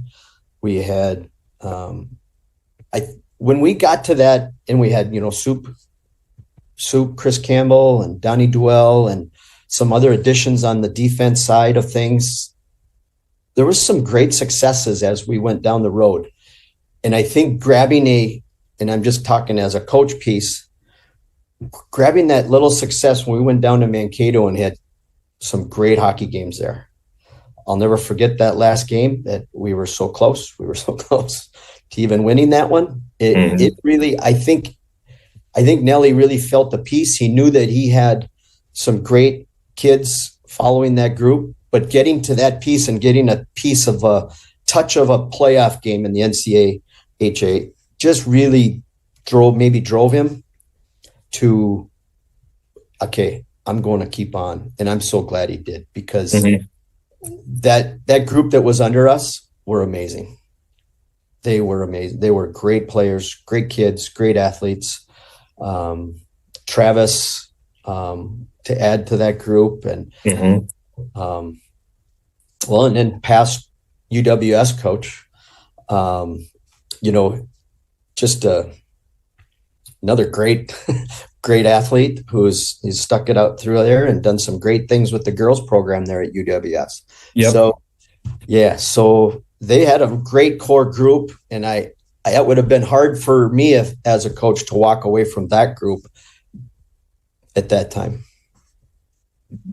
I imagine too, then you probably take some satisfaction in, you weren't on a team that won the big one. I unfortunately wasn't on a team that won the big one, but laying the foundation for the group that finally able was to hang that banner that we all wanted to hang. Yeah. So I imagine your crew that won that first one and finally got into that postseason, there's got to be some satisfaction there, knowing that that was a big step in helping the program get where it needed to go. It was I totally agree. I think that to get that feeling, get that touch, getting that one win, to know what it took to get to that and what that feels, and what is you now have, we always had a rink full at Westman, but now you've got it's really full, and now it's bigger, it's big time. And what is that? And now you get this bite that you just want to go and get it. You want to continue on the legacy and then get that banner. And those guys did it. Nelly and his boys, they got the banner. That's former Yellow Jacket Mark Johnson. He played here from 87 to 91. And is still top 20 all-time in goals and points here. So he is not an insignificant player in the history of this Yellow Jacket hockey program. And it was, he's one of those guys that I really never... I'd never run into him. I've never talked to him until that day. That was the first time that he and I ever spoke in person. So it was cool to catch up with him and learn a little bit about his time here, and about those guys that he had the chance to play with. I mean, Ron Evans is in the Hall of Fame, Glenn Lang's in the Hall of Fame, Dave Essie's in the Hall of Fame, Chris Campbell's in the Hall of Fame. So there's a lot of very significant players that came through the program at that time, and it's guys like him and Ron Evans that laid the foundation for the team that hung the big banner. Right, yeah, it's fun to hear about what steps led up to the eventual championships that came after that, and what players contributed to that, and how they contributed to really opening that winning tradition that began and then continued on for years after that. So a lot of fun catching up with him, and we've got a couple more in the can already for the next few weeks, and then I've got one that I'm hoping to do this week that I would run next weekend if I can get it, that I'm so excited about, but it's a matter of some logistics that have to be taken care of here, because it would be with a man named Stan Kaburka, who is from Virginia, Minnesota, and he was a goaltender here in the mid-1950s. Wow. And is one of the oldest living Yellow Jacket hockey alumni, who just also happened to be my algebra teacher. Nice. So I really want to try to nail that one down, but the dude only has a landline, and so we've got some work to do if we're gonna get Mr. Kaburka on, and I will call him Mr. Kaburka. There is no doubt about that. Oh, that'll be great. Both teams back on the ice here for the start of the second period. Yellow Jackets controlling the opening face-off, and they're attacking from right to left across your radio dial. They dump it down in the Stevens Point zone. Huge check in the offensive zone laid by Tyler Ryder. Puck came out of the zone. Jackets dump it right back in. Proctor setting it up behind his net now. It's going to be moved ahead for Hunter Hastings on the right wing. Hastings plays it into the Yellow Jacket zone. Skorpic gets a stick on that. Puck is going to be picked up by Danziger. Flipped up the right wing for Ishmael, and he'll loft that on the backhand over the head of Cade Shea and down into the Stevens Point zone. Pointers clear it back out. Jackets dump it back in. Manning now stripped to the puck by Cade Shea. Shea now moves it for Austin Paul. Takes the shot, and the save is made by Proctor. Clearing attempt is going to be grabbed here and held in by Ryder. Ryder moves it behind the net. Paul Gets in the way of the goaltender trying to play that puck, but the Pointers get control, and then they're going to play that one over the glass and out of play. 19:05 to go here, second period. 3-0 Yellow Jackets, and a dandy opportunity to make it 4 right there. Yeah, another great scoring opportunity there for UWS. Also saw another situation where Proctor was very aggressive coming out of his goal to try to play the puck. It's worked out well for him on almost every opportunity thus far. That one almost backfired. Face off to the left of Alex Proctor. Riddle wins the draw despite not being ready for it. Axel feeds it over to the left point for Bergstrom now. He throws it wide of the Stevens Point net. Manning is going to pick it up there. Manning up the right wing boards. Jackets intercept. Reed gives it in the slot for Austin Paul. Paul now for the Yellow Jackets. Gets away from the check. Paul behind the net. Gets away from Manning again. Carries to the right wing side. This is going to be Austin Paul cycling it down low. A.J. Reed stays with the play. Throws it rink wide on the left. Nobody in a gold sweater is there. It's going to be cleared out to neutral ice. Now Engelbert for Stevens Point. Throws it toward the front of the net. It goes between the skates of A.J. Reed, and he's going to play it up the right wing boards, but not out. Yellow Jackets had 3 guys who had a chance to clear the zone on that one, and none of them did so. Puck is back down behind their net. Bergstrom wraps that around the left side. It's not going to come out of the zone. Now Norris for Stevens Point. Has it at the left point. Throws that one toward the net, and that's going to skip wide of the goal. Puck free behind the Yellow Jacket net again. Jackets suddenly on their heels here on this second shift of the second period. You can't get it out of their zone. Finally, it does come out to center. Riddle's got it here on the left wing. Riddle winds, fires, and the save is made by Proctor.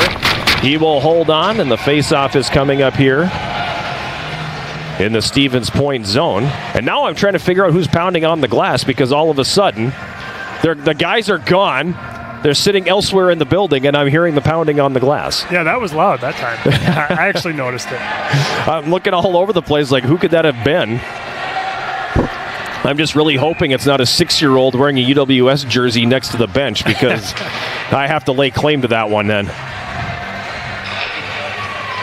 Face off to the right of Alex Proctor. 17:58 remaining in period number 2. 3-0 Yellow Jackets leading. All the goals coming in the first period. First of the year for Evan Axel. Third of the year for Daniel Roosevelt. And third for Rupe Tuomioksa. In the neutral zone now, the Yellow Jackets have it with Larson on the backhand. He'll lift it to the right corner, Stevens Point zone. Proctor out again. Wraps that one around the right side. Bizarchuk sends that one up the boards. That's going to be a penalty. Yeah, Brennan caught this puck, but at the same time blew a tire. So then rather than just gloving it and dropping it immediately, he kind of did like a behind the back wraparound pass with his glove, throwing the puck back into the zone. And I assume that is delay of game. Delay of game is what that will be. Time of the penalty, 2:19 of the second period. He clearly doesn't know the rule, because he got in the penalty box and is looking at the coaches going, what did I do? Well, you can't do that. You can glove it, but you can't hold it, throw it, direct it. A road game, the student section would be telling him, you can't do that. Ryder behind his net. As Pointers closing in on him in the left wing corner. Now behind the net, Ryder's got it, and this time he'll lift it all the way down the ice. He scored an absolute beauty of a shorthanded goal in the second period in Stevens Point last year. End-to-end rush. Crazy deke on the goaltender. I'll take that right there, just clearing it out of the zone at this point. Shimolevsky on the right wing boards for Stevens Point. In the middle for Bunting. He crosses the Yellow Jacket line. Drops it up top. Hunter O'Brien. Now for Dean, right circle. Up top for O'Brien. Back to Owen Dean. Feeds it down low. Centering pass. Jacket's able to break that one up, but can't clear. Staying with it, Ryder. He's not going to get it out. Danziger pokes it away from traffic. Comes back down the boards, and the Yellow Jackets able to get that to neutral ice now. And it's Justin Dauphiné coming on a breakaway, but then that one's going to be broken up by Proctor, who came way out and broke up the play. Dauphiné would have been gone on a shorthanded breakaway, and Proctor, recognizing that, played third defenseman there and came streaking out and got to that puck before Dauphiné could. Definitely a confident aspect of Proctor's game, coming out playing pucks, and it benefited him there. Face off to the right of Proctor here. 55 seconds left in the minor penalty to Sam Brennan. 16:35 to go here. Second period, 3-0 Yellow Jackets. Ryan Hintz passes it behind his net for the Pointers. Now he gets it back and carries it up the middle. Passes it over for Quentin Hill on the right wing. He gets it across the Yellow Jacket line. The pile, the scrum, gets to the line and finally gets the puck out. Big collision in the neutral zone. Jackets come away with the puck. Whitehouse goes to clear it. Hits a stick of a pointer. It eventually does come all the way down. Circling the net, Hintz being pestered by Carson Riddle, and it forces a turnover now. Ishmael takes the shot from the left circle between the legs of the defenseman, too.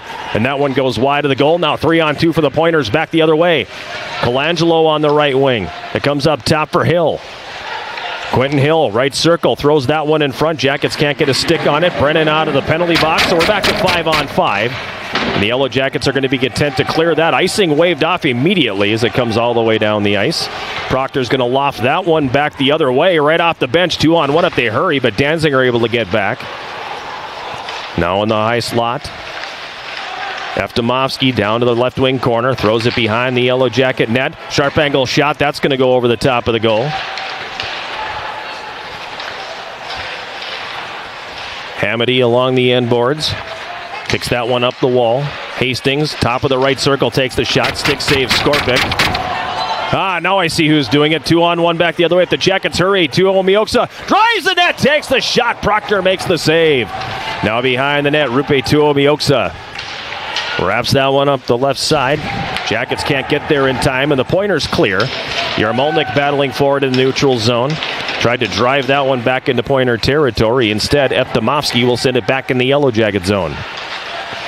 It's the backup goaltenders that are banging on the glass. Got it. Sharp angle shot from the right side. Hits the outside of the cage. Yarmolnik to clear. Manning knocks it down with the glove. Yarmolnik tries again. This one hits Tuomioksa. Engelbert for the Pointers. Has it high slot. Gets away from Yarmolnik. Wires the shot up high, and it goes over the top of the net. Now a shot taken from the left circle by Engelbert. The save made by Skorpic.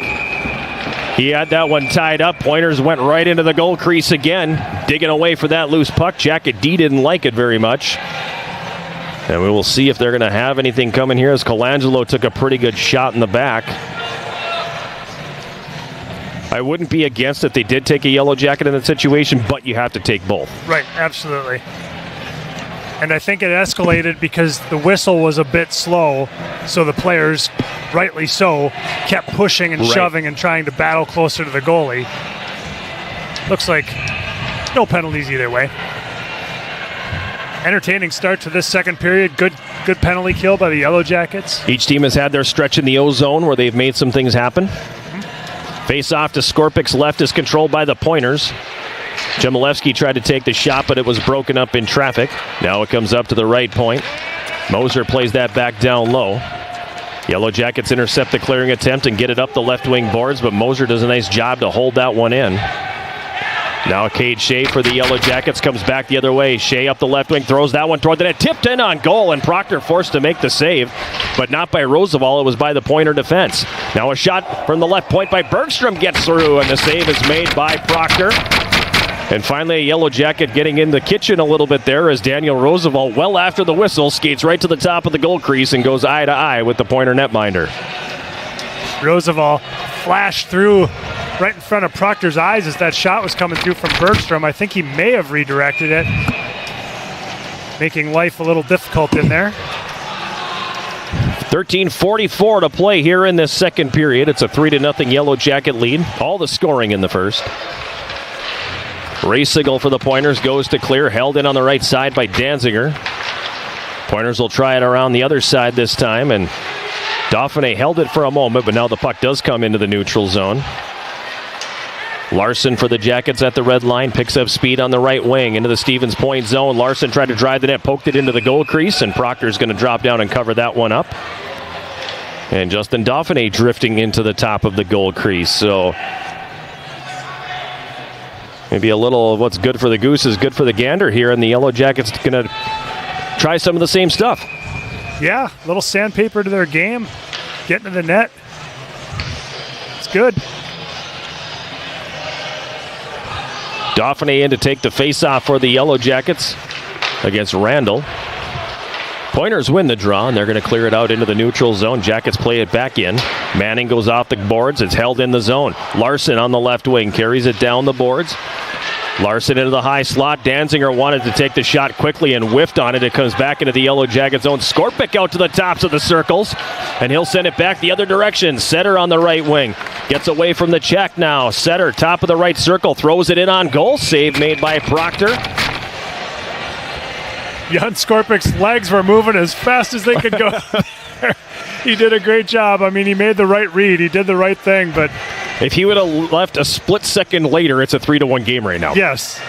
He could not have left any later and survived that one. Maybe enroll him in some power skating courses or something.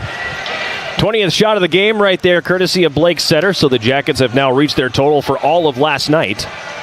And we still have more than a half a hockey game to go. Puck behind the Stevens point net. They wrap it around the left side. Held in at the point by Brennan. It kicks down the boards for Reed. Engelbert's going to pick it up for the Pointers and curl back behind his goal now. Passes that one over onto the right wing. Jackets able to break it up with Reed. Reed promptly has it taken from him. Brennan gets it back, buzzes the tower on linesman Kyle Schultz. They have a little chuckle as the puck goes back the other way. Hintz behind his net for the Pointers.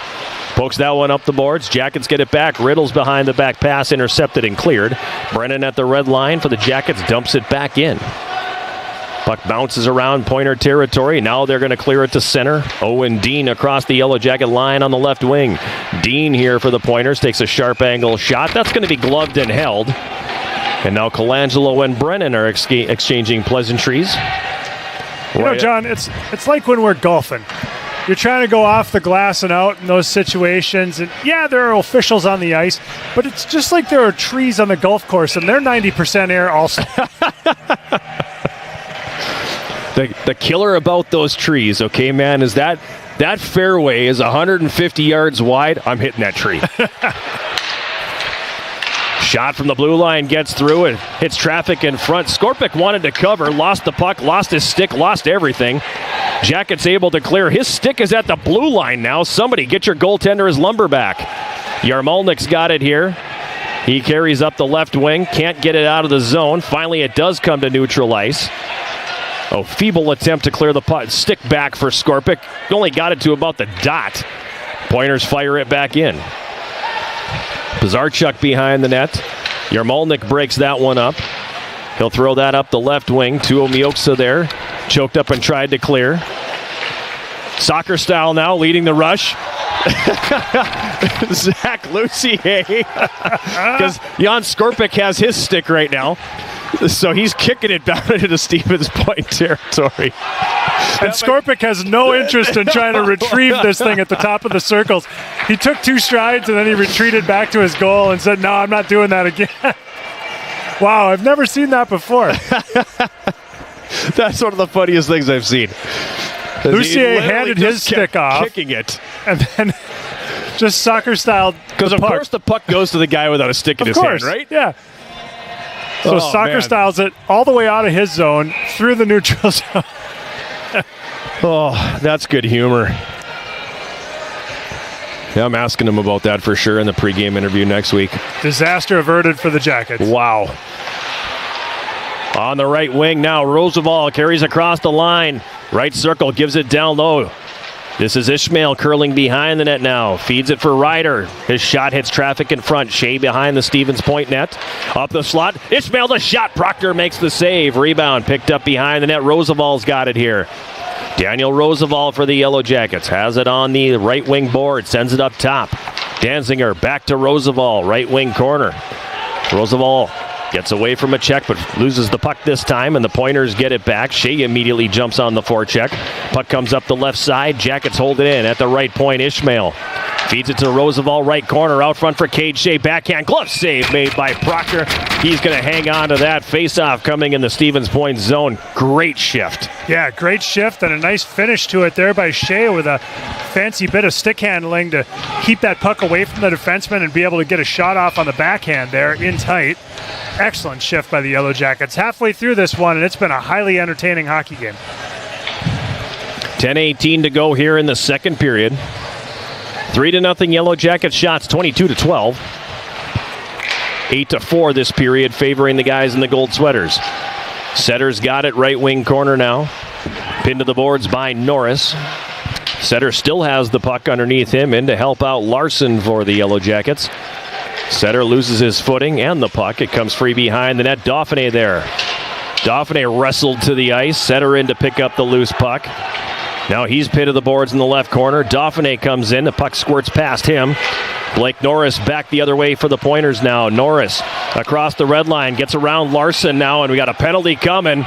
I'm guessing one each way here as Setter and Randall were having a time in the offensive zone, and they're still having words with each other as they are being escorted to the penalty box. Setter got mauled that entire shift. I mean, it began on the face-off with what could have been called interference with a stick between his legs, all tied up, and it just continued throughout the entire shift, and now both of them are going to go to the box for roughing. And a media timeout. I would assume roughing is going to be the flavor of the day on this one. That is true. Okay, they got that wrong because that says Liam Whitehouse. Penalty on the wrong side. I guess it really doesn't matter.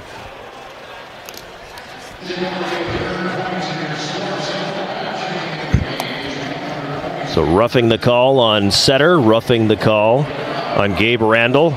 Randall or Randell? I should have asked their radio crew beforehand because that name does not appear on the pronunciation guide. They've got some interesting ones, though. And a reminder, if you can't get enough of the Yellow Jackets, tune in to Eye of the Swarm, the official podcast of Yellow Jacket Athletics. Join the Big Sound, Matt Johnson, and me throughout the year as we sit down with Yellow Jacket student athletes, coaches, and other guests. Eye of the Swarm is available at uwsyellowjackets.com/podcast, Spotify, iTunes, or wherever you get your podcasts. Latest episode will drop on Monday. A fun conversation with men's soccer coach Joe Mooney. Joe Money, if you're Alexis Bass. But a fun conversation that started with Star Wars and ended with deer hunting and went everywhere you could possibly imagine in between. Excuse me. 9:43 remaining in this second period. Face off to the right of Jan Skorpic. 4-on-4 here. The Yellow Jackets with Riddle and Reed up front. Axel and Bergstrom on the blue line. Stevens Point controlling the draw. On the right wing boards, it's Engelbert with it here for the Pointers. He plays it up top. Now it comes back down low. Dean gets away from the check of Bergstrom, but he quickly closes that gap. Puck played around the boards up to Norris at the left point. He mishandles, but then recovers. Then a pass hits a skate of Axel, comes to Engelbert. He centers it out front. Off the skate of Carson Riddle, in on goal. And the save is made there by Skorpic. Yellow Jackets clear. Got enough snow there to slow it down. No icing on the play. Norris feeds that one ahead at center. Shimoleski across the Yellow Jacket line. Stick handles and gets poke checked by Tyler Ryder. Now it's fed up top. Eftimovsky at the right point. Puck played back over to Johnson on the right side. Now down to the left post, and that one's going to be chipped over the top of the net by Manning. Jackets regaining control. Bergstrom. That one hits a skate, comes to Manning in front. The shot and the save. Skorpic. Rebound shot by Manning goes right through the goal mouth. Jackets playing with fire here in the middle stages of period number 2. Manning at the right point. Stick handles for Stevens Point. Sends that one deep to the right corner. It hops over the stick of Shimoleski there. Jackets regain control. Reverse it back around the other way, and Ryder finally gets it out to neutral ice. That was a minute and a half of time in the offensive zone for the Pointers, and they quickly come right back again. Johnson, right circle, tees it up, and the shot save made by Skorpic. Johnson gets the rebound. He's got it right wing corner. Defense pair absolutely exhausted right now. Puck to the right side of the Yellow Jacket net. 20 seconds left in the 4-on-4. Puck comes up the slot. Now it's taken over into the Racigel in the left circle. He tried to center. That doesn't go. Danziger and Racigel tie up in the left corner. Puck comes behind the net. Now Danzinger's got it. Plays it right in front of his own goal, and Ishmael's got it, and he'll feed it over to Roosevelt. Wanted to take off up the right wing, but that puck got caught up in the snow in front of the Pointer bench. Now Roosevelt does bully his way up the right wing. Loses the puck, however. And the Pointers come right back on the attack. Ryan Hintz up the left wing into the Yellow Jacket zone. Throws that one through the Yellow Jacket goal crease. Comes up top to Hill. Quentin Hill right point. Gets away from Ishmael. Takes the shot. Skorpic the save. And Liam Whitehouse is going to have none of Sean Bunting on the doorstep. I really don't like Bunting's game. He's in there. I'm guessing there was a little bit of embellishment on that cross check. He goes in there early. Throws a big shoulder check into the Yellow Jackets player out front of the net to try to create space. He pokes the goalie after the whistle. Then he gets cross-checked in the back afterward and flops headfirst into the boards. I don't like it. They're going to take each of them, so Bunting for embellishment and Whitehouse for every bit of a cross-check, I would assume. Yep. And we will play 4-on-4 once again. Time of this one, 12:35.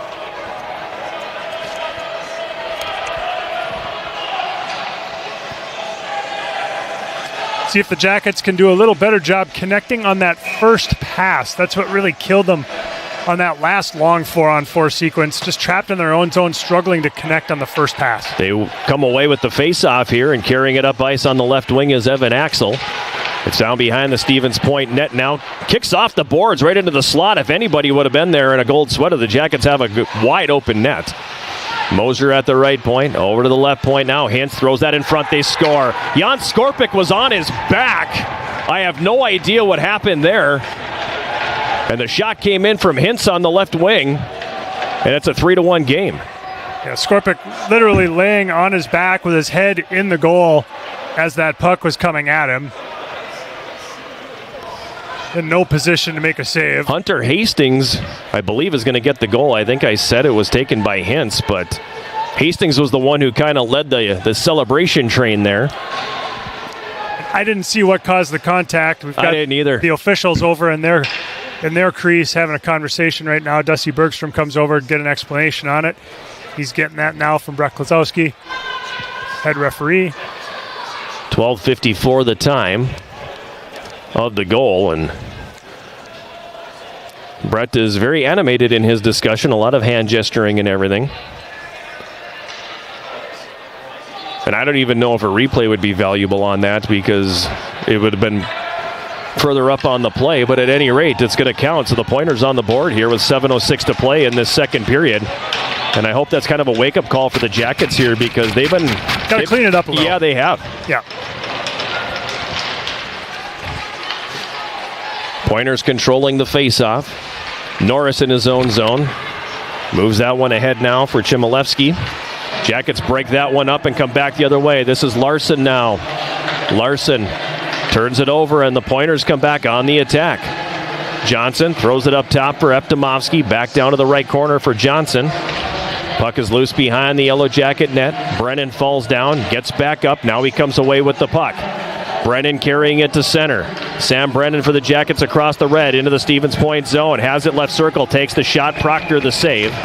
He'll hold on, and we're going to get a face-off coming up here in the Stevens Point zone. So it says Owen Dean scored the goal. So I'm definitely going to want to see replay on that at some point here, because I don't think it was him. I thought it was Hintz, and then Hastings was leading the celebration, and that's generally the first person who goes and does the high five on the bench is generally the person who scored the goal, but we've been wrong before. Face off to Proctor's right, 6:29 remaining here, second period, 3-1 Yellow Jackets. Danziger right circle, fires, it gets blocked. Danziger had it, then it was poked off his stick. Danziger getting it back. In the right wing corner, Stevens Point zone, Danziger kicks it to the left side now for Roosevelt. Roosevelt gets away from the check, drives it to the front of the net. Ishmael with a shot, and the save made by Proctor. Now in the left corner, Ishmael's got it again. Ishmael and Roosevelt battle for it along the end board here. Ishmael's got it.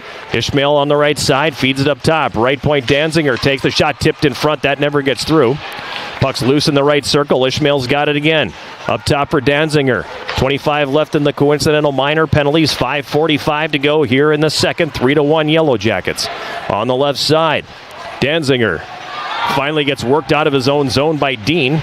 Corrals the loose puck and plays it back in. Doesn't get it very deep, though, and the Pointers are going to take advantage of that and come back on the attack. Manning up the left wing into the Yellow Jacket zone. Watched there by Dauphiné. Puck kicks down into the corner. Centering pass picked off by Lucier. Stick this time, not soccer style. He clears, but it's going to be played right back in. Now Lucier turns it over in the left wing corner. Centering pass. Jackets get a stick on that. It comes up top again. Mosier goes down low left circle. Randall's got it here. Passes it behind the Yellow Jacket net. Things getting a little bit more tense here in this waning stages of the second period. Now a shot from the angle is going to hit traffic in front. Lucier for the Jackets goes to clear and puts it right on Mosier's stick at the left point. Aiden Mosier for the Pointers. Worked off the puck there. Jackets get it back behind the goal, but then Ryder overskates. Ryder uses the body to knock the man down, and the Jackets come away with the puck. This is Dauphiné. Ahead at center, Tuomioksa. That looked offside. Linesman says no. He drives the net, takes the shot. It gets behind Proctor, but the Pointers go to clear, not out. Brennan holds, fires, and that misses wide. Tuomioksa left side, a shot that goes high, and that'll carry him all the way back down the ice. Yellow Jackets will have to regroup as the Pointers change. Brennan leaves it behind the net for Whitehouse. He moves up the right wing, for Reed. Reed for Paul. Back for Reed going to the net. A.J. Reed behind the goal. Loses the handle on the puck. Bunting carries it up the right wing into the neutral zone now. Leaves it for Hastings. Hintz sends that into the Yellow Jacket zone. Skorpic guides that to the left corner. Riddle now gets it there. Riddle leaves it for Liam Whitehouse. As we pass the 16-minute mark of this second period, 3-1, the Yellow Jackets have the lead. All their goals coming in the first. And we're going to have a penalty coming up here on the Pointers. Delayed penalty call on Stevens Point. That'll be Bunting. And there's the stoppage in play. We've got Jason's new whipping boy for the year. Interference, the call. Time of that penalty, 16:20 of the second period. Interference on Bunting. Power play number 3 for the Yellow Jackets. Power play sponsored by Superior Water, Light, and Power. Clean, reliable Superior. That's SWLP. And the Yellow Jacket power play needs to come through here. Yeah, this would be a big spot. We haven't heard from them since they were playing at St. Olaf 2 weeks ago. So let's see if we can pop one here. Yarmolnik, Shea, Reed, Riddle, and Brennan on the ice as the Jackets win the faceoff. Riddle feeds up top for Brennan. Now Reed right circle, fires the one-timer, and the save made by Proctor. At the left point, Riddle couldn't hold the zone. Puck hops over his stick. Jackets forced to regroup at center now. Riddle picks up speed. Comes in on the right wing. Riddle now dances down low behind the net. Riddle carries up the left side. Tried to saucer that one to the line. It's not going to go. Shea up the left board for Yarmolnik. To the left point, Brennan walks it to the middle. Lets the shot go, and the save made by Proctor. Yarmolnik gets the rebound. Right back up top for Brennan. In the right circle, this is Carson Riddle. Down on the goal line, Reed. Back up top for Riddle. 3 minutes to go, second period. 3-1 Yellow Jackets. On the goal line, Reed with a quick opportunity that doesn't go. Now in the left circle, Yarmolnik. Up top for Brennan, but the pass hops over his stick. And it comes to neutral ice. Jackets will be forced to regroup. They will start changing as well. Brennan at center. Gets around one man. Crosses the Stevens Point line. Takes the shot. It's tipped over the net. Yarmolnik on the rebound. That one's going to get to the goal crease, but no further. In the left wing corner now, the Pointers get it. They'll clear it to neutral ice. Jackets will regroup. Ryder moves it ahead for Ishmael. He weaves through the traffic in the zone, gets it to the net, puts it right through the goal crease, and it ends up in the right wing corner. 40 seconds to go in the Yellow Jacket power play. Ryder, right point, fires, save. Proctor rebounds loose. Jackets trying to get a stick on it, but it ends up bouncing right through the goal crease and onto the left wing boards. Behind the Stevens Point net now, Dauphiné. In the right circle, Ishmael fires, and that catches traffic in front. Left circle now, Axel with 2 minutes to play. Sends it up top, Ryder. Over for Ishmael. The shot right circle is blocked. On the clearing attempt, Ryder holds, takes the shot. Save made by Proctor, and he was able to get the glove down and cover up that puck that was just behind his left leg. And we will get a face-off here in the Stevens Point zone. 12 seconds left in the power play. 1:52 to play second period. 3-1 Jackets leading Dynamite power play. No goals to show for it, but both power play groups everything else generated a lot of great chances there for UWS. I'm curious to see how many shots we got on that, because there had to be 4 or 5 so far. There's still 12 seconds left. Right. Yeah, really fantastic. You can build off that for sure. Second unit stays on. It's actually a combo now as Roosevelt's out here along with Ishmael, Dauphiné, Ryder, and Axel. Face off to Proctor's right. Jackets win it way too clean, though, and it splits the D and comes back down in the Yellow Jacket zone. Tyler Ryder up the left wing boards across the Stevens Point line, sends it in. Went off the linesman right into the left circle, and now the puck's going to be cleared out to the neutral ice. In the neutral zone, Ishmael over to the right wing side for Dauphiné. He'll leave it for Austin Paul. Paul over for Ishmael in the left circle, but it hops off his stick. Now behind the net, Paul taken into the end boards here. Right wing corner, clearing attempt held. Danziger carries it deep, leaves it for Dauphiné up top. Ishmael right point. Back for Dauphiné on the right board. Danziger on the right half wall. Throws that one toward the net. Over. Might have caught a piece of the glove of Proctor. Bunting tried to carry it out of the zone. Jackets hold. Ishmael on the left wing. Carries it down, feeds in front for Paul. He scores! Austin Paul with the wrister between the circles. 4-1.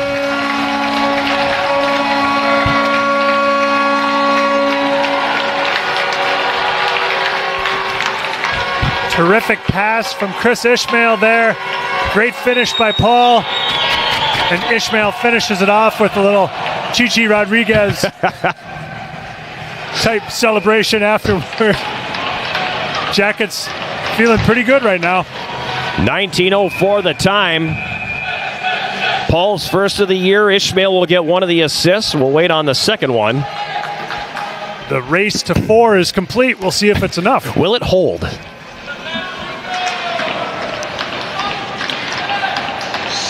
For your Yellow Jackets, his first goal of the season, the 7th of his career, number 29, Austin Paul.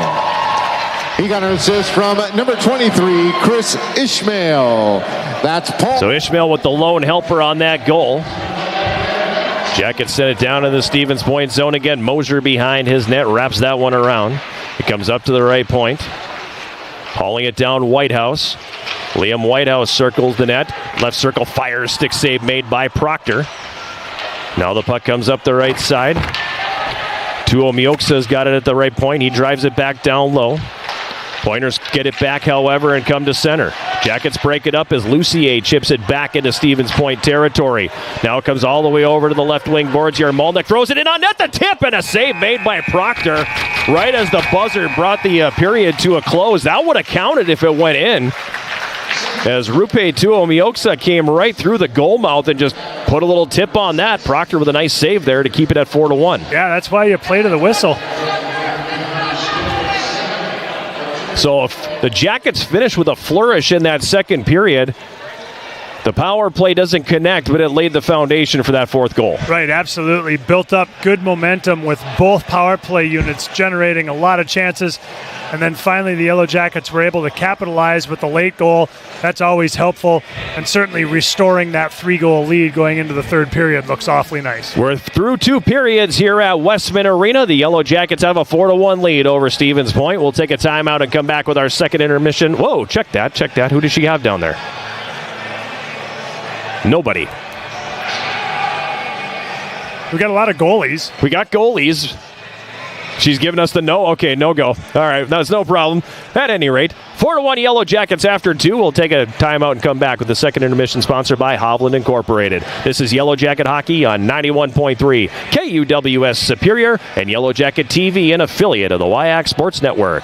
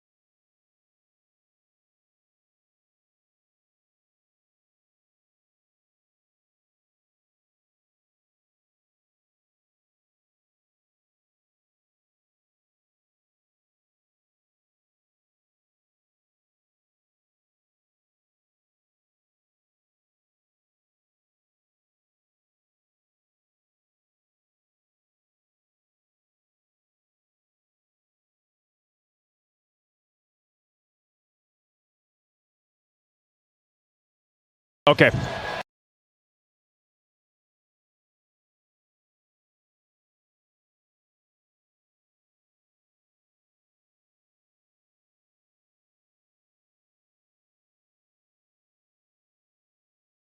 Here at Westman Arena, it's our second intermission, and as always, the second intermission is sponsored by Hovland Incorporated.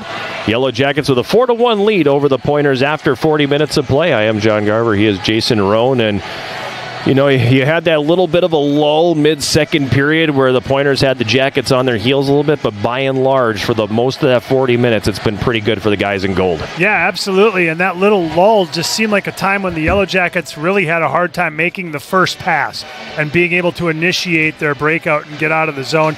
And credit to the Pointers for good forecheck that helps cause some of that. But outside of that, UWS had a really good period there. Obviously, coming out with a 3-goal lead looks good. This has been a really entertaining hockey game and a really good game by the Yellow Jackets. How did we get to this point? Well, let's take a look at it. The Yellow Jackets opening the scoring at 7:23 of the opening period. Evan Axel's first from Daniel Roosevelt made it 1-0. Kind of like the Pointer goal. You know, it came from almost the exact same spot on the ice, and where Jan Skorpik was on his back and never saw the puck coming. Proctor, I think, had some traffic in front of him. He never saw that puck. Right, yeah. It was like a fadeaway wrist shot from up high, and Proctor didn't react until quite late. It was almost already past him before he even moved, so must have not saw it. Looked like a relatively harmless shot, but ended up in the back of the net, so a good start for UWS. First of the year for Axel. That made it 1-0. Roosevelt with the assist. He got in on the action at 10:01 of the period. His third goal of the season unassisted. That was a beauty. Yeah, great hands in tight to finish that play off. Just a beautiful play, and we also credited Danziger for doing a nice job bringing that puck up through the neutral zone with some skillfulness rather than just blasting it in, which helped be able to create the play for the Yellow Jackets. And if Jason had his way, Danzy would have an assist on that goal. Unfortunately, we don't have that ability. So that was the unassisted goal by Roosevelt at 10:01. That made it 2-0 Yellow Jackets. At 18:19, it went to 3-0. Rupe Tuomiosa, he scored a beauty as well. Yeah, this was a fantastic goal on a 2-on-1. You mentioned it during the broadcast. Extra pass. We almost thought it was one too many, but it ended up just being a beautiful play. And I do want to say, I said that Aiden Moser was the defenseman who had the indecisive pinch that led to that odd man rush. After looking at the video, it wasn't him, but I couldn't tell which defenseman it was. Zach Lucier got the assist on that one, and it was a 3-0 lead for the Yellow Jackets after one. Shots favoring the Yellow Jackets at 14-8. Then in the second period, Jackets came out again early and had some momentum, and then they gave it back to the Pointers, who had some momentum and did some stuff on their end as well. Jackets had a really good penalty kill in there. Pointers were able to get a little bit of zone time off of it again. I felt like there was a little bit of a stretch where maybe they were moving their feet a tad more than the Yellow Jackets were. And then they got that goal. Currently it's given to Owen Dean, but I believe that is going to be changed. I originally had thought Hintz took the shot. And just going to keep an eye on the goaltender and figure out how he ended up on his back. He just fell. Yeah, just a tiny little bit of contact with 24 in purple there. Engelbert, but yeah, it didn't. It looks like the officials kind of made the right call there. No, I mean, it was incidental contact. And it was Owen Dean who got the goal. So Hintz took the shot, and I believe Dean, as he was coming through that pile of players in front, redirected it. So I'm going to make a note of that right now. That solves that mystery. What did Bob Seeger say? Working on mysteries without any clues. It's kind of us sometimes here. That was at 12:54 of the second period. That made it 3-1 and got a little tense there for a couple minutes, but then the power play late gave the Jackets what they needed to get it back. Yeah, and a little bit of an unusual group out there for that to start the power play for the Yellow Jackets, but that group did a great job really establishing momentum, a lot of zone time, created a lot of shots on goal. Then the second group came out there and had an equally good shift, and even though they didn't score, they definitely built some momentum. Yeah, and the momentum eventually ended up, I think part of it was, the forecheck was good. The other part of it was that group of five guys in the ice for Stevens Point was exhausted, and the Yellow Jackets were able to take advantage. Austin Paul scoring his first goal of the season. Chris Ishmael got the assist. Really nice pass and a good finish. Yeah, exactly. You really can't say any more than that. A great pass from down low. He had a lot of time to pick his spot, and he hit it and restored that 3-goal lead for the Yellow Jackets. So we're watching the replay here on Yellow Jacket TV. I feel like Justin Dauphiné probably could also have an assist on that goal. But at any rate, Austin Paul's first from Chris Ishmael at 19:04 of the second period, and the Yellow Jackets have the 4-1 lead after 40. Shots on goal in the second period. Yellow Jackets with 17 for a two-period total of 31. Stevens Point with 8 for a two-period total of 16. So almost as many shots in the second period tonight as the Jackets had all last night. This is the best we've seen UWS play at home this season. I haven't seen them on the road, so I can't say if it's the best they've played all season, period. But it's been two very good periods for the Yellow Jackets. I'd go. That was the best second period they've had, because second periods have been rough. I mean, you look at the numbers. They're outscored 7-6, outshot 60-47 in the second period so far this year. This was the best second period thus far. Penalties in the game thus far. Stevens Point 5 penalties for 10 minutes. The Yellow Jackets 4 penalties for 8 minutes. On the power play, the Jackets are 0 for 3, but they do have 4 shots on goal. Stevens Point 0 for 2. Jackets haven't allowed a shot on the PK yet. Yeah, it's been fantastic. After giving up one yesterday, they seem to be right back on track with that stifling penalty kill. After 2 periods at Westman Arena, it's a 4-1 Yellow Jacket lead. We'll take a timeout and come back with more of our second intermission, sponsored by Hovland Incorporated, right after this. This is Yellow Jacket Hockey on 91.3 KUWS Superior and Yellow Jacket TV, an affiliate of the WIAC Sports Network.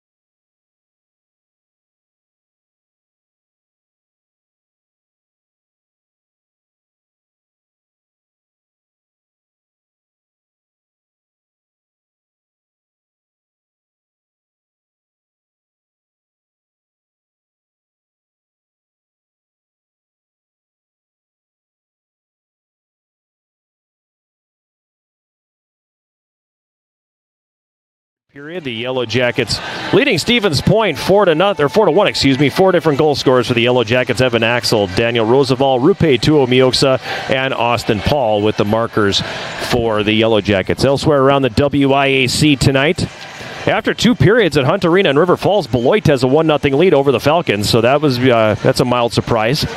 And the Jackets will see Beloit here in a few weeks. Long road trip, but I hear the arena they play in is spectacular.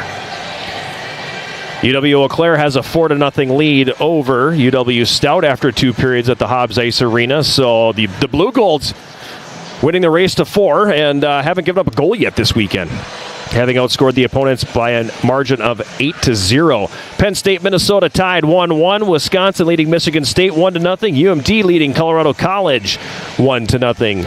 St. Cloud State beat Miami 4-2. Earlier today, Mankato beat Michigan Tech 3-2. Bemidji has a 5-2 lead over Northern Michigan.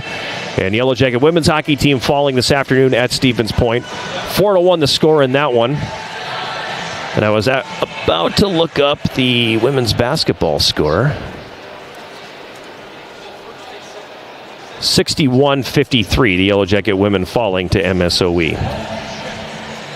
Anyway, that's your out-of-town scoreboard. And you've got stuff. What do you got today? I've got stuff. So tonight we salute a fellow member of the hockey broadcasting establishment, Mr. Tom Reed, who's been one of the voices of Minnesota hockey at the professional and college level since the late 1970s. Leading up to that, he played 11 seasons as a defenseman in the NHL with Chicago and mostly with Minnesota. He didn't score often during his NHL career, but he did score some notable goals, the most well-known being his successful penalty shot against Ken Dryden and the Montreal Canadiens in 1971. That was, of course, the only goal ever scored against Dryden on a penalty shot during his legendary NHL career. But tonight's notable nugget came 2 years earlier. On this night in hockey history, November 22nd, 1969, when Tom Reed scored his very first NHL goal. Okay. It broke a second period tie, turned out to be the game winner as the Minnesota North Stars topped Los Angeles 4-1 at Met Center in Bloomington. Tom Reed is one of the voices of my childhood. You know, I remember growing up listening to Al Shaver on the radio, and then if you had the treat of getting a North Stars game on TV back then, it was Bob Kurtz and Tom Reed. And then for years were the broadcast team on the radio for the Wild until Bob Kurtz retired here a few years back. But Tom Reed, he's been a member of the media for years and years and years and years and years and years. But he, I don't know if you've ever had the opportunity to sit with him. Man, he's got stories. You know, and it just so happened, this was probably going on close to 20 years ago now. And our old boss, Gino Gasparini, I believe we were at the WCHA Final Five at the time, and Gino wanted to go have something to eat, so we went down to the Hockey City Pub, Tom Reed's Hockey City Pub in downtown St. Paul, and we're sitting there having something to eat. I can't remember who else was with us. It might have been Scotty Brand at the time. And Tom Reed comes walking in. And Gino, as he's walking by the table, makes a wisecrack and calls him the Silver Fox. And Tom Reed stops in his tracks, looks at him, and sees Gino. And the next thing you know, he's sitting at our table, and he's just regaling us with these stories. And it was, you know, if you're a bit of a hockey nerd like I am, you just sat there and absorbed it. It was so much fun to sit and listen to that man talk. And it was a great place to listen to it as well in his pub in St. Paul. Oh, yeah. I mean, he walks in the door and he's the mayor. He holds court in that place, and there's hockey memorabilia on every square inch of wall. And yeah, he's you know, you're talking about a guy who's nearing 60 years in the NHL between playing and broadcasting. And yeah, it was absolutely fantastic just to sit and listen to him tell stories and everything about his time in hockey. So, yeah, I love listening to Tom Reed. It was a thrill getting to have that much time just sitting there with him, but also getting to hear stories about things like that. Right on. So, here we go. We got long intermission, as we discussed here. So the ice is all good, but there's still 3:25 left on the clock. We've got a couple of pointers that are making their way. They just opened the door. They're kind of like storming the gates here, but now they don't want to be the first ones on the ice because that's probably against the rules. That's there are no officials out yes, there. If you don't have the zebras on the ice, you get yourself in a little bit of trouble. So they're going to wait it out. But yeah, it's they're sitting here. They want to get on the ice. Nothing brewing from the Yellow Jacket side of things thus far, but if you are the Yellow Jackets, you just keep doing what you're doing. Yeah, exactly. I wouldn't change a thing at this point. Just, you know, be smart, stay aggressive, because I think that served them well tonight, playing with that controlled aggressiveness. Obviously, try to stay out of the penalty box. Don't do anything retaliatory. But other than that, wouldn't change a thing. One update, I did not see Iki Kagawa return to the bench. I definitely didn't see him back on the ice. No, he did not play since that shift. So it would seem like his night is over for the Yellow Jackets. We'll hopefully get an update on him at some point as the evening goes on. I did see him walking behind the bench, behind the cordoned off area, and he was able to walk on his own power. So that was a hopeful sign in that regard anyway. I noticed we don't have the Full Metal Jackets here to deafen the pointers tonight. You know, it's been a few home games this season, no appearance by the Full Metal Jackets. Are we going to see them back in Westman Arena this season? Or? I don't know. Okay. Because that is outside my purview with my new role at the university, yes. So I do not know. Okay. I know there was some controversy last year.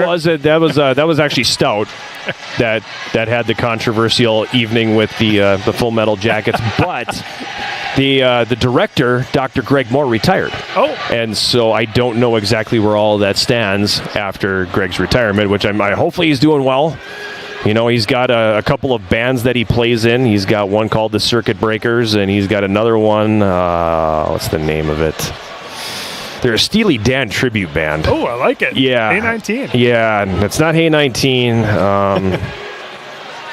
I can't think of it, but yeah, he's in a Steely Dan tribute band too. So he's got plenty to keep him going musically and everything, but I have not Have not heard anything thus far from the Full Metal Jackets, so I don't know. We should book him for that group for one of the intermissions. Just bust out some Steely Dan for an intermission. That could be fun. And if you play Josie, that's a 7-minute song. You only got to play 2. Yes. All right. Both teams back on the ice here for this third period. 15 saves so far for Jan Skorpic. He will defend the goal to our left. And the Yellow Jackets in the home gold jerseys with the black and white trim will be going left to right across your radio dial.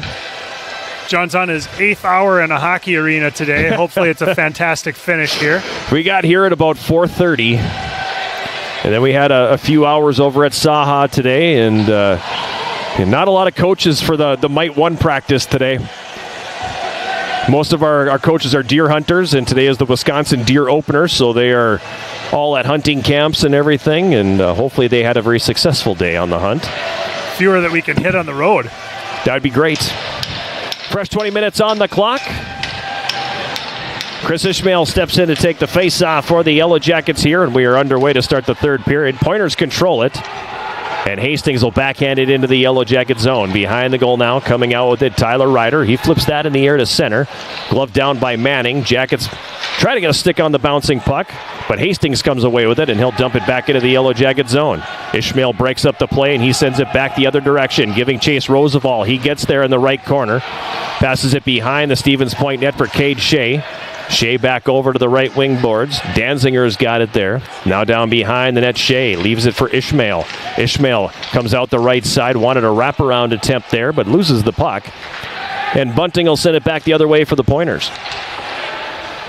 Puck's going to get dumped down into the Yellow Jacket zone. Behind the goal, Axel coughs it up. It comes loose into the goal crease. A shot, save made by Skorpic, and the rebound ends up in the right wing corner.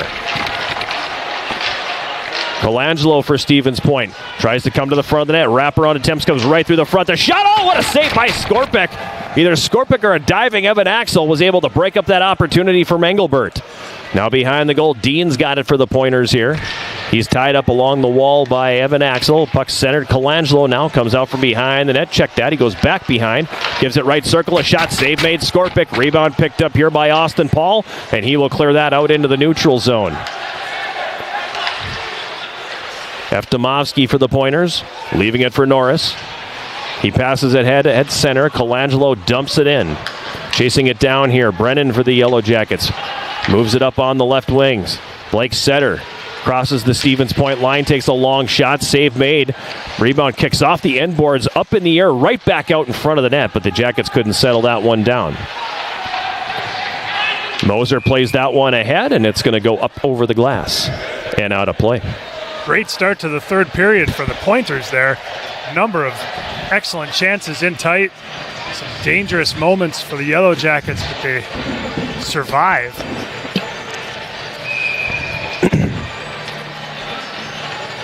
$18:08 remaining here. Billy Joel reminding us that we didn't start the fire. Larson for the Yellow Jackets. Has it in the right circle. Takes the shot that hits traffic in front. Comes up top to Axel at the right point. He coughs it up, and the puck is played back into Yellow Jacket territory. Bergstrom moves it quickly up the right wing, and Setter sends it ahead. Dauphiné in the right circle. Gets away from one man. Larson picks up the loose puck. Pokes it up toward the right point. Axel throws it deep. That's going to be deflected, and it'll end up in the netting, and we'll get a face-off once again here in the Stevens Point zone. 17:42 remaining here in this third period. 4-1, the Yellow Jackets in front. Our next sports broadcast on 91.3 KUWS will come your way Tuesday evening right here at Westman Arena. Yellow Jacket women back home, getting ready to take on St. Scholastica. 7 o'clock face-off, 6:45 pregame show. Yours truly on the call.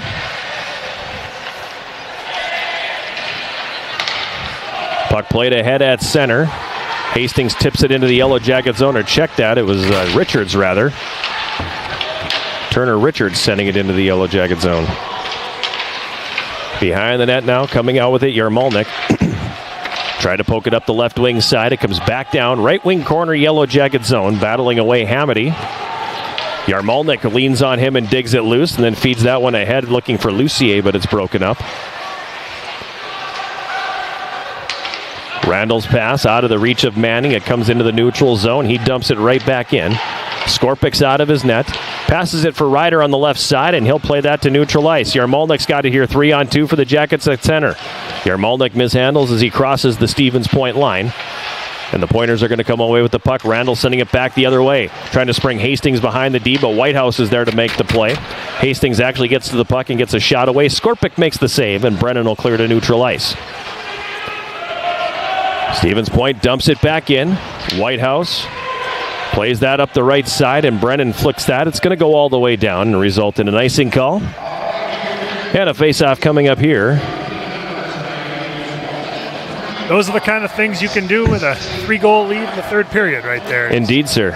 Go ahead, and if you don't like what you see off the glass and out, take the icing. It's not that big a deal.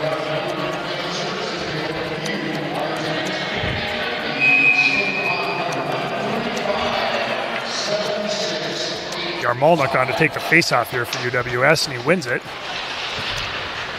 Brennan flips it out of the zone.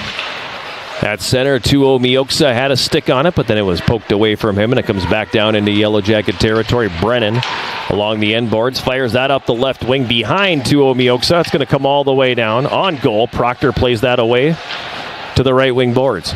Now Moser behind his own net, pressured there by Roosevelt. Roosevelt in the right wing corner. Comes away with the puck, feeds it for Ishmael.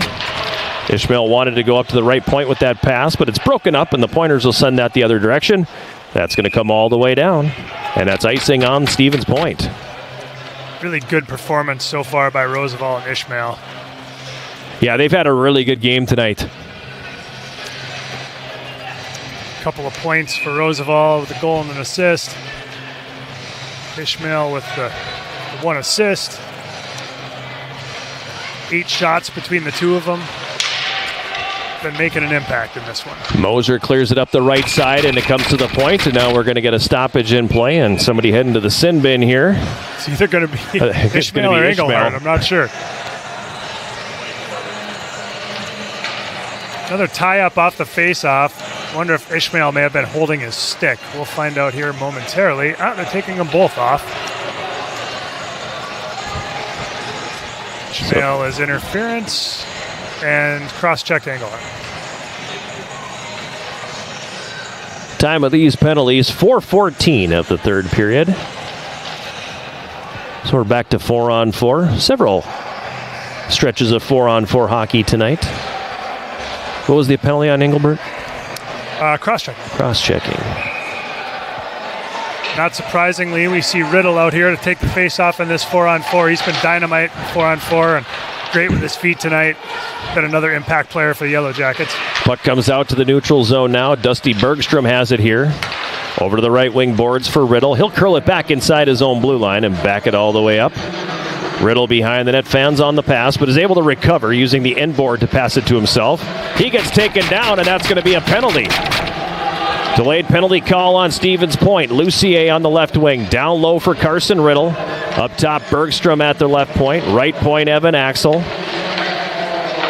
Axel in the right circle now. Behind the net for Larson. Up top, Bergstrom in the high slot. Stick handles. Walks it to his left. Over to Larson. Now takes the shot right circle. Save made by Proctor. And the Pointers will finally touch up, and the Yellow Jackets are going to go to the power play. Second time tonight, Carson Riddle's feet have drawn a penalty. Yes, great point there. Looked like it was potentially getting dangerous for a moment there. Thinking, Carson, you can go ahead and headband this puck anytime, but he had it under control and kept his feet moving, drew the penalty, and now the Jackets will have a power play and an offensive zone face-off with 14:59 left and a 3-goal lead. 5:01 of the third period, the time of the penalty. Going to see some 4-on-3 action. It's a hooking call on Nico Shimilevsky. Fourth power play for the Yellow Jackets. And this power play is sponsored by Superior Water, Light, and Power. Clean, reliable, Superior. That's SWLP. On the right wing boards, Brennan gives it up top for A.J. Reed. Brennan on the half board again. Swaps places with Reed. Yarmolnik left circle. Brennan up top. Right circle, Reed. Back for Brennan. One-timer blocked in front. And that'll kick way up into the netting.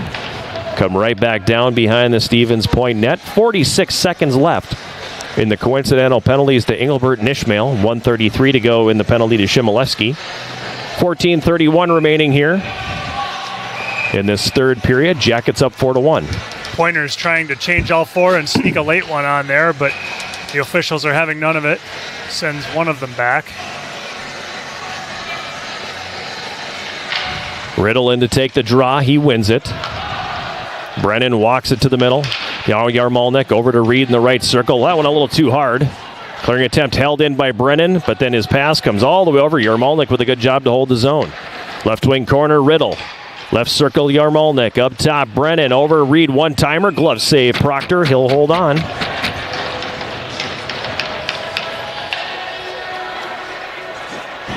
That's a nice save there with one of his players sliding through. I think that puck went right through his defenseman's feet on the way to the goaltender, and Proctor was able to track it through the traffic. 26 seconds left in the coincidental penalties now, and each team will get a skater back. Roosevelt, Setter, Ryder, and Axel on the ice here. Axel at the blue line, settles the puck down, flips it over to the right side for Ryder. Roosevelt right wing corner. Ryder comes off the right board, now gives it to Roosevelt in the right circle. Feeds that one out front, looking for the redirection by Setter, but it doesn't connect. Now Setter in the left wing corner. Gives it behind the net for Roosevelt. Roosevelt wanted to go to the left circle for Setter, but that doesn't go. Each team gets one skater back here now. Centering feed by Roosevelt is broken up. Now Ryder holds the zone.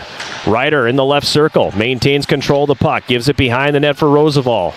Over to the right side, Axel. Now for Ishmael. Roosevelt right circle. Up top, Axel. One-timer! The save made. Proctor. Rebound was just laying there. And the Pointers able to clear that one out to the neutral zone. Quickly back on the attack. Roosevelt on the right wing. He gets tied up along the boards by Pizarchuk. And it's going to be cleared back out into the neutral zone. A lot of Pointers on the ice there. They got away with it there. Brennan at the right point. Walks it down the right circle, feeds it across. Larson with the shot, and it gets blocked in front. Penalized player back on. Pointers with numbers back the other way. Shimolevsky into the Yellow Jacket zone. Takes it to the backhand. Bergstrom's going to take a penalty. Are you going to point at center ice here? They are not. It's going to be a Stevens Point power play.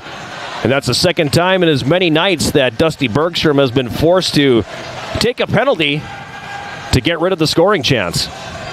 Hooking will be the call here. And probably not a bad decision there, as it ended up eliminating any chance of that player getting off a shot. Now we'll see if the sparkling Yellow Jacket penalty kill can keep up the good work. Time of that penalty is 7:14. Bergstrom for a hook. Yellow Jackets will start the PK here with Dauphiné, Danziger, Shea, and Ryder on the ice. Shimoleski for Stevens Point, gives to Bunting. Now Shimoleski again, right circle. Up top, O'Brien walks, fires, he scores. Was that deflected in front, or did that one sneak through? I don't know, but a lot of traffic in front of Jan Skorpik, and it's a 2-goal game. Yeah, Bunting was parked out front there, definitely trying to take away the goaltender's eyes. Looks like 22 is the first through the line. So that would be O'Brien. The shot does get through. Third of the season for him. Time of the goal, 7:26. So it only took 12 seconds for Stevens Point to convert on that power play. And things get a tad more tense here.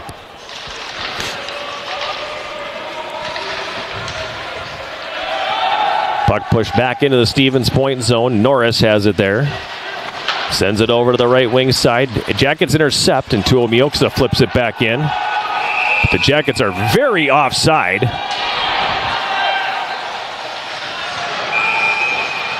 A takedown of Lucier behind the net. He's been highly involved tonight.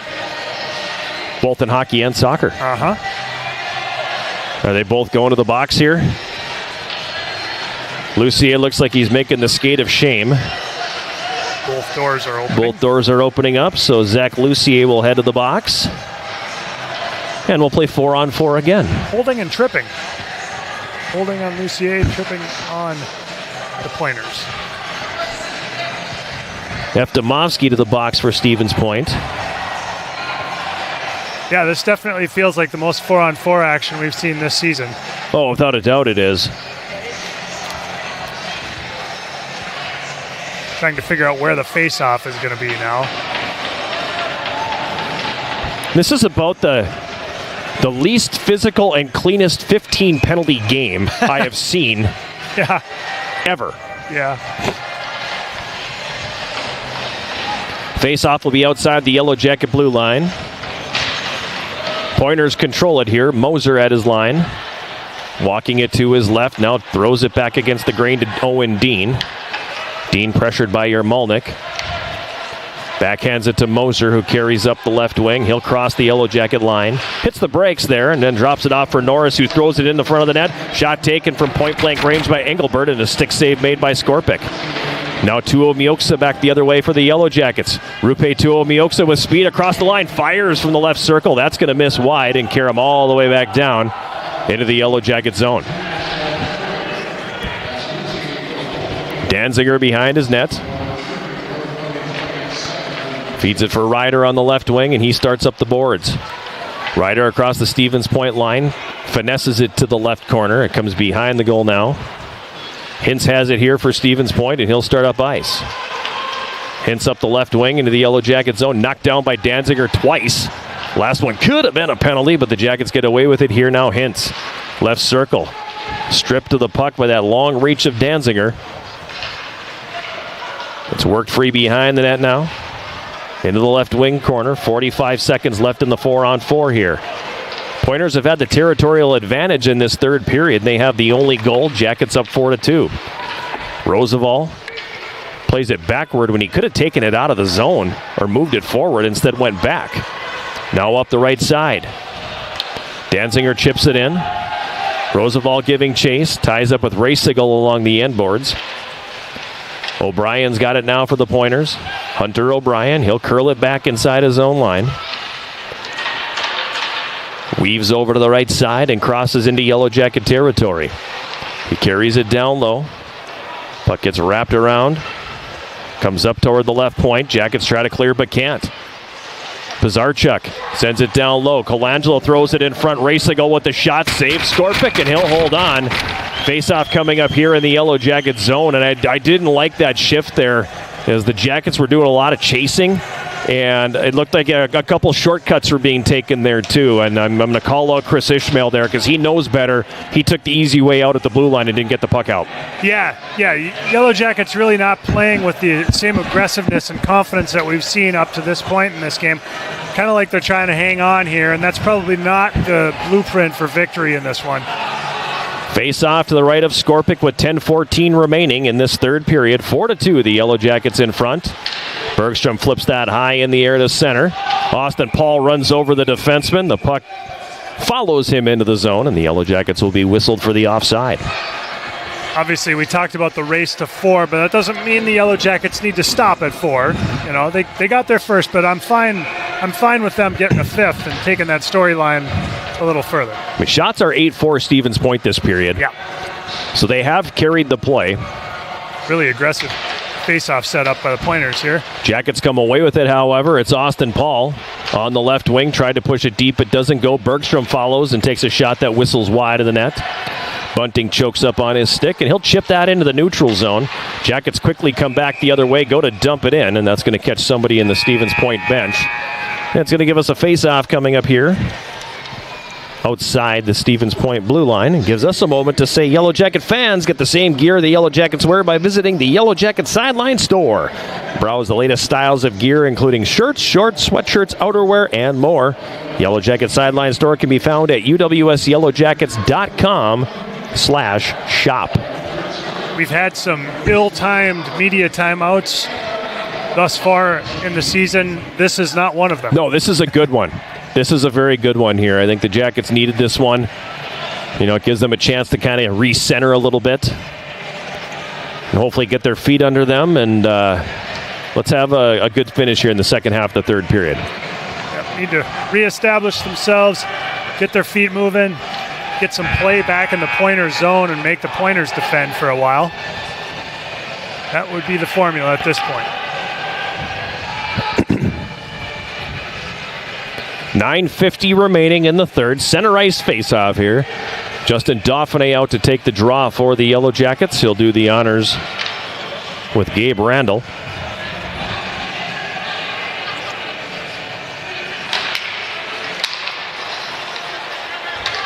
Eftimovsky for Stevens Point. Rink-wide feed to the left for Hamady, who dumps it in. Ryder picks it up. He'll go off the right wing glass to center. Setter in the middle for Dauphiné. He crosses the Stevens Point line. Dauphiné stick-handled one too many times, I think. But he had an opportunity to go ahead and take that shot at about the tops of the circles. And granted, he had a guy draped on him a little bit there, so he couldn't exactly get it away, I think. But at any rate, it trickles in on goal, and Proctor covers. And we'll get a face-off in the Stevens Point zone. Everybody thought the face-off was going to be to Proctor's left, but they move it to his right. Psych.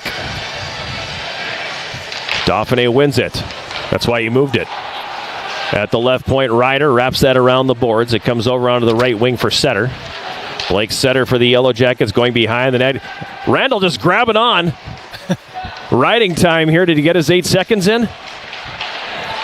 Along the end board behind the net, Setter falling down. Pointers come out with the puck. They'll clear it to neutral, and it hops over the stick of Ryder and comes all the way down. From the right corner, centering attempt by Turner Richards doesn't go. Now the Jackets have it here with Tyler Ryder. He'll flip it to center as we pass the 11-minute mark of this third period. 4-2, Yellow Jackets in front. Puck played back down in the Yellow Jackets zone again. Johnson for the Pointers. Throws that one into the slot for Mosier. He's getting lumberjacked there by A.J. Reed. Takes the shot. It hits his own man in front. Reed picks it up, and he'll go off the left glass all the way down, and that's going to be icing on the home team. Another shift where the Jackets just were not skating there. Going to have to get after it, especially with the feet. Get moving. I don't know if it's a little fatigue setting in. Could well be here at the back half of back-to-back nights. Getting late in the third, but going to need to get their feet under them to be able to finish this one off. Pointers dig the puck out of the pile on the face-off, throw it into the high slot. O'Brien, right point, takes the shot. It was drifting wide of the net, but Skorpic grabs that one and he'll hold on to it. Face-offs almost even here. Actually, I'm guessing now they are even, 27-27.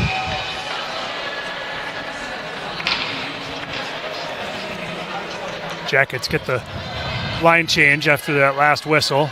Much needed. Ishmael will take the draw for the Yellow Jackets here against Alex Johnson. Ishmael comes out with it, and he'll lift that high off the glass to center. Foot race, Roosevelt giving chase, but Manning gets there first.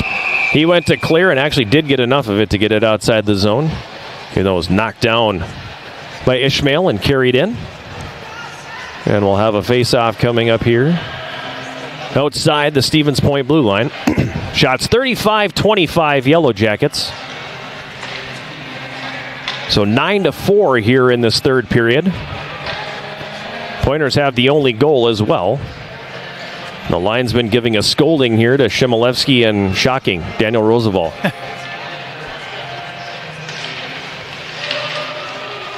There have been plenty of shenanigans off the face-off circle tonight, though. Axel dumps it into the Stevens Point zone. Manning down in the right corner. Gets knocked off the play. Tied up along the right wing half board. Roosevelt gets it up to the blue line. Axel floats that one wide of the Stevens Point net. Bergstrom pinching down from the left point, sends it down low. Shea wraps up his man. Puck's loose at the left side of the Stevens Point net. 7:45 remaining here in the third. 4-2 Yellow Jackets. Hunter O'Brien behind his goal. Watched there by Cade Shea. Wanted to go deep and then whiffed on it. Recovers and feeds it up the left wing. Shimolevsky. Then his pass is broken up by Yarmalnik. O'Brien running a nice little pick play there, allowing the Pointers to come back the other direction. Behind the Yellow Jacket goal now, Ryder. Hard up the left side. Shea can't clear. Long shot from the right point. Hits traffic in front. Ryder passes up the left wing. Shea goes to clear. Eftimovsky knocks it down. Shea goes to clear a second time. That looked like it came out. Linesman says nope, stayed in. Now Norris from the red line plays it into Yellow Jacket territory. Skorpic wraps it around the left side. Tuomioksa can't get it out of the zone. Ryder tips away the pass. On the left wing half board, Tuomioxa gets it up the wall, but not out of the zone. Engelbert run into there by Lucier, and that's going to be played down into the Stevens Point zone. Tuomioxa gets taken out as he's going through the goal crease, and they're going to call Alex Proctor there.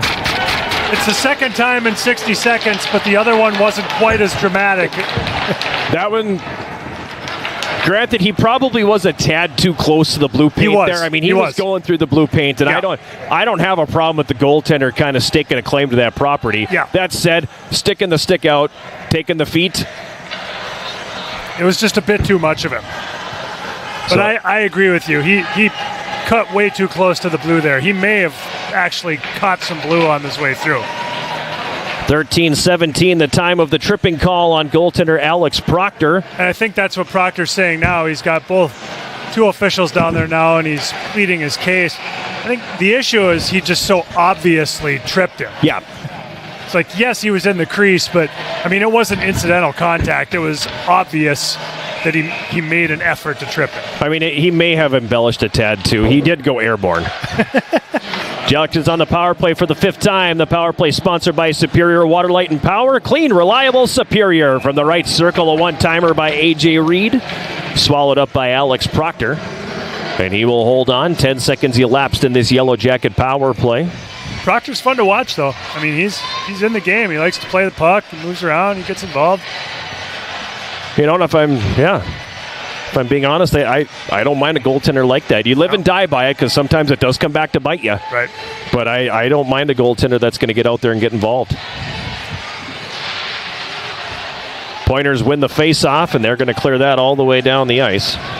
Yellow Jacket power play here. 0 for its last 16. Could go a long way in lowering the blood pressure of this building if they could pop one here. Yarmolnik on the right wing. Sends it up to the right point, Brennan. Back to Yarmolnik. Up top, Brennan again. Walks, takes the shot. That one's deflected and misses wide. Yarmolnik on the right wing again. As 2 pointers converge on him. Yellow Jackets quickly get in there. Cade Shea is there. A.J. Reed as well. Reed looks over the shoulder. Knows Brennan's open. Brennan gives it over Riddle. Left circle. Winds and fires. Save Proctor. Riddle again on the left wing board. Wanted to go up to the line for Brennan, but he whiffed on the pass, and the pointers come back to center. Reed swings and misses at the check, and now the shot from the high slot. That one goes over the top of the net. Rebound attempt there. Short-handed, the puck flying all over the front of the Yellow Jacket goal crease, and they finally are able to send it back the other way. Up on the left wing, Reed across the Stevens Point line. He loses the puck, and the pointers will clear that all the way back down. Another exchange there where Jan Skorpic lost the lumber, too. That's 3 times for him tonight. Tyler Ryder in his own zone. 30 seconds to go in the power play. Turns it over. Bunting on the left wing. Feeds it ahead for Quentin Hill, who's tied up. Evan Axel wanted to carry out of the zone, but couldn't. And now Mosier from the red line dumps it back in. 5 minutes remaining here in this third period. Jackets up 4-2. At center, Dauphiné couldn't poke it past the defense, and Quentin Hill back the other way. He's knocked down on the rush by Roosevelt, and he's going to carry it up the right wing. Roosevelt bounces off a check and gets it to Ishmael here. Ishmael across the line. Norris takes him off the puck. It comes to the left wing corner, Stevens Point territory. Dauphiné is there. He pushes it to the right corner. Penalized player is back on, by the way, so the Jackets 0 for 5 with the man advantage now. Pass ahead there by Bergstrom is going to be whistled for icing. Zach Lucier is saying, I was really trying to go for that puck, but I was clearly interfered with. The officials going, power plays tonight are 5-3. At this point in the game, that's not going to get you another one. Roosevelt went off at the end of that shift after taking a knee from Bunting. A little gingerly. Made it off under his own power. Hopefully no worse for the wear. Face off to Skorpic's left with 4:25 to go here in the third. A reminder that coming up following the conclusion of this one will be the postgame show sponsored by Subnovis Energy and the Superior Refinery. Empty net for Stevens Point. Jackets up 4-2. Shot by Engelbert gets through, and the save is made by Skorpic. So they take a page out of the Coach McKenna's book from last Friday. 5 minutes left, and they pull the goaltender. I mean, why not? Yeah, you need to. So 6-on-5 here for the Pointers. Yellow Jackets will come back out here with Ishmael to take the face-off. He'll do the honors with Turner Richards. Or check that, it's Gabe Randall, 25, not 15. Pointers win the draw. Puck comes behind the net, all the way to the left wing corner. Roosevelt getting there first. Puck tied up in the left corner. Now it's worked free. Dean in the high slot fires. That hits traffic in front. Jackets go to clear, but Canton on the doorstep. The shot by Randall. Stopped by Skorpic, and he's going to hold on with 3:53 to play here now. Randall, just a freshman, but he's playing some quality minutes in the key late stages of this game for the Pointers. He was out there on their recent penalty kill and made a key play off the face-off to chip the puck out of the zone, and he's been out there for some of these offensive zone face-offs with the goaltender pulled. Face-off to Skorpic's right. 3:53 to play. Puck is going to sneak between the defensemen and come out into the neutral zone here. Pointers jump back on the attack quickly. Hamady up the right wing. Jackets trying to work it out on the left wing boards and clear, but it's tied up. Now it's loose. Comes behind the net. Johnson throws into the slot. The shot, that one just misses wide. Point blank opportunity for Pizarchuk. Now Norris left point has his shot blocked by Roosevelt. In the left wing corner here, the Pointers come away with it. They play it up top. Norris's one-timer is going to miss wide. Wicked hop off the end boards, and Kay Shea is able to get a stick on that and clear it all the way down. Icing will be waved off. Too many Pointers on the ice, and it causes a turnover, but the shot by Andrew Larson misses wide. They couldn't play the puck because they had 7 out there. Hamady for the Pointers. Throws that one over to the left wing. Riddle gets there first. He takes the shot, but that one gets blocked. Under 3 minutes to play here now, third period. Jackets leading 4-2. Chmielewski has it. Chmielewski weaving through traffic, gets across the Yellow Jacket line. Over to Johnson on the left wing. Setter intercepts that pass, but he gets it ahead on the right wing. Riddle goes after it, but Hastings recovers for Stevens Point. Now it's turned over against Setter from the neutral zone. A shot that gets blocked. And starting it up ice here, Hunter Hastings. He'll dump it into the Yellow Jacket zone. 2.5 minutes remaining here. Tyler Ryder had the puck, falls down, had it underneath him. Now Setter on the right wing, and we're going to get a stoppage and a hand pass called. And a face-off coming up here in the Yellow Jacket zone. Blake Setter's kind of looking at it going, what do you mean hand pass? Well, that was clearly a hand pass. Tyler Ryder with a spectacular blowout there as he was trying to retrieve that puck. Lost an edge, and what looked like it was going to be a pretty simple play turned into an adventure behind the net. The face-off is going to be to the right of Jan Skorpic. Empty net at the other end for Stevens Point. Riddle in to take the draw against Engelbert. Check that. He is being dismissed. No, he's coming back now. Okay. Pointers control the draw. O'Brien at the left point. Got it held in at the left point and sent it deep for Engelbert behind the net. He's tied up by Danziger. That could have been a trip, but play continues on. Randall's got it for the Pointers. To Engelbert in the left wing corner. Up top, O'Brien left point. Takes the shot. Skorpic with the save. Sharp angle shot taken by Engelbert is blocked. Puck loose behind the Yellow Jacket net. Colangelo has it here. Colangelo up top. Left point O'Brien. Over to the right point. Racigal fans on that, and it comes out into the neutral zone. And the Yellow Jackets get a gift there. Pointers have to tag up. Ryder lifts that one in the air down into Pointer territory. Glove down there by Moser, and he'll play it quickly up the left wing. Owen Dean with a shot. Blocked by Evan Axel. Dean on the left wing boards has it again. Up top for Moser. In the middle for Manning. He's forced to play to the right corner. Bergstrom gets there first. He moves it for Carson Riddle. Up the boards for Cade Shea. He fans on the clearing attempt. Now Bergstrom's got it, and he'll lift that out into the neutral zone. It's going to come all the way down. And it's going to be an icing call with 1:14 to play here. Somebody's going to call a timeout. Just a matter of who, but I have no problem with that icing call right there. Yeah. Just doing what they have to do at this point. Milking those seconds off the clock by any means necessary. Maybe no I am timeout. shocked that nobody called a timeout there. Face-off controlled by the Pointers. Jackets come away with it here as Dusty Bergstrom's got it. Not sure what he was trying to do to load one up there, and it ends up being a turnover. The shot from the slot by Chmielewski goes wide. Now it comes up top to Manning at the right point. That shot catches traffic in front and ends up going wide. And the puck now will come out into the neutral zone with under a minute to play here in the third period.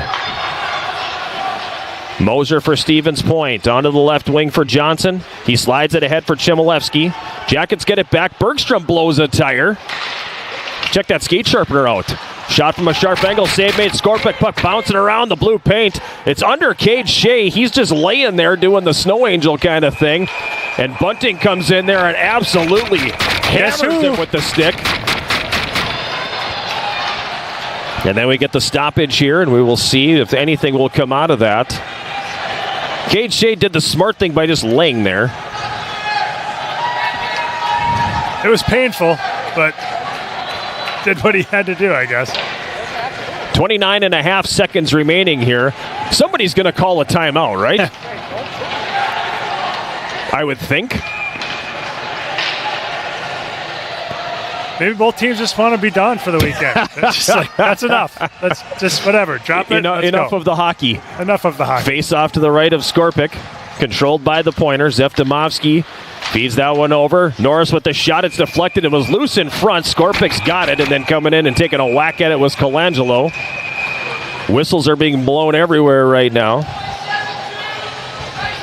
Only took about 6 seconds off the clock, which is not enough for my liking.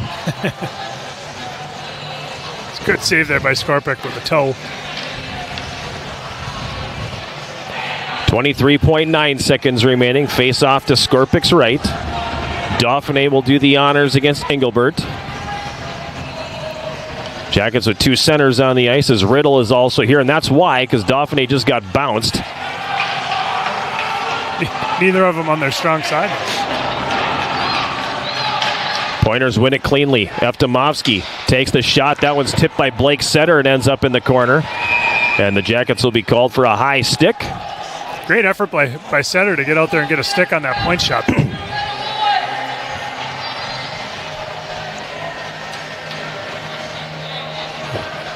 Stevens Point asking their coach if they want to call a timeout here. Tyler Krieger not indicating it. Oh, they're getting a penalty here. Blake Setter's in the penalty box. I didn't see the call. I have no idea what it is. Me either. 19:42, the time of the mystery penalty on Blake Setter. Fourth power play for the Pointers, so it's 6-on-4 here now. But you can ice the puck without any issue. Face-off controlled by the Yellow Jackets here. Bergstrom just takes it to the left wing corner. Good job by Dusty Bergstrom to rag that puck along the wall. It comes to Colangelo. He whiffs on the shot. And the buzzer sounds, bringing this one to a close. Credit to Cade Shea as well for key face-off win in that situation for the Yellow Jackets. Final score here this evening.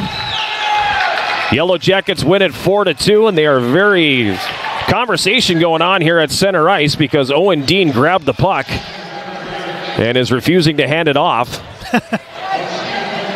Of all the things that are going to upset guys. The great puck incident. Well, you know, because you keep the puck after every win, and every team does a thing. And Owen Dean said, not in this case. I am keeping the puck, and we are doing a thing. Going to be a memento of our 4-2 loss. And I will see if I'm curious if the referees are going to step in and go give him the puck. At any rate, handshake line progresses here. Seemingly without incident. We'll see. That can always change, man. Officials keeping a close eye on things.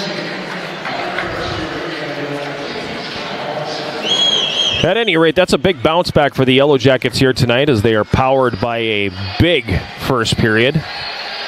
Going up 3-0 early and able to hold on for the 4-2 win. Fans disappointed because they wanted 5 goals and their free custard from Culver's, but that's not going to happen tonight. Players don't care. They just wanted the victory. Yeah, we talked about the race to 4, and that did indeed prove to be the case tonight. The Yellow Jackets hit the magic number. Ended up snapping a 5-game winless streak against Stevens Point. And if you can think back here several hours to the pregame show, and we closed the interview with Coach McKenna, he says, I wonder if we had it circled. Maybe part of it was what happened last year. Maybe the other part of it was what happened last night. Regardless, Jackets happy with how this one unfolded here tonight. They come away with the victory. We'll keep it here and see if Abby Hoffman will have anybody here to grab tonight. She's making her way toward the Yellow Jacket bench.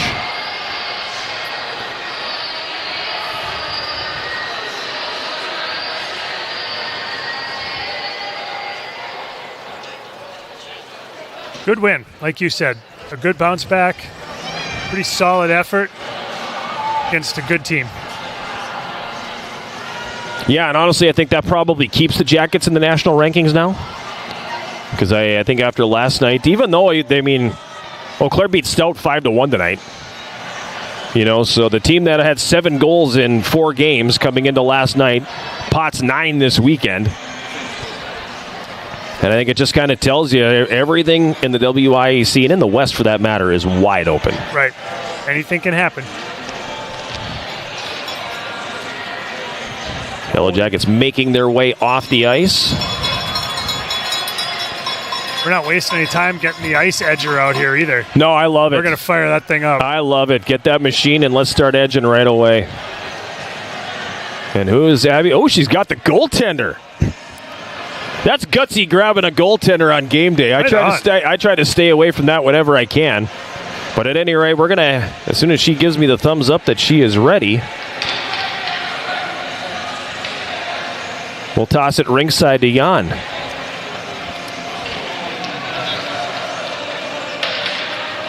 Okay, looks like she's ready. She can go. All right, Jan, after a tough loss last night, you guys came through and won tonight. How does it feel to get the first conference win? I mean, it feels great. You know, we play as a team. Last night we didn't show up. It was pretty disappointing for us. It was a bad game from our side, so I'm really happy we managed to show up tonight and beat the Pointers. Yeah, it was a good game. Yeah. What's the biggest lesson or takeaway from tonight's performance that you can bring in to conference play coming up? I can't hear anything. I'm so sorry. You're missing the group huddle right now. You're so loud. I'm sorry. No, you're good. Okay, sorry. What was the biggest takeaway or lesson that you're going to use going forward in conference play this season? I mean, just play hard. You know, like, as I said last night, we didn't play hard at all. And, yeah, that's the key. Play simple and be really hard and just be confident because we have a great team and we can play good hockey. So just keep going and do the right things. Yeah. Well, thank you so much. Congratulations. Thanks. Thank you very much, Abby. And it's getting me a little bit here. That the noise that you were hearing was the team came over to the corner where Nick Mulvey was sitting, and they were. You too. They came over to give Nick a little bit of a salute there, and they were chanting his name and everything. So that's the noise that you were hearing in that whole thing. And boy, that one gets you right where you live when it's one of your guys, you know. And that's that's a honor that they did that, and I look forward to having the chance to hopefully catch up with Mulv here in a little bit. But at any rate, Yellow Jackets win this one 4-2. We'll take a break and come back with the postgame show sponsored by Synovus Energy and the Superior Refinery right after this. This is Yellow Jacket Hockey on 91.3 KUWS Superior and Yellow Jacket TV, an affiliate of the WIAC Network.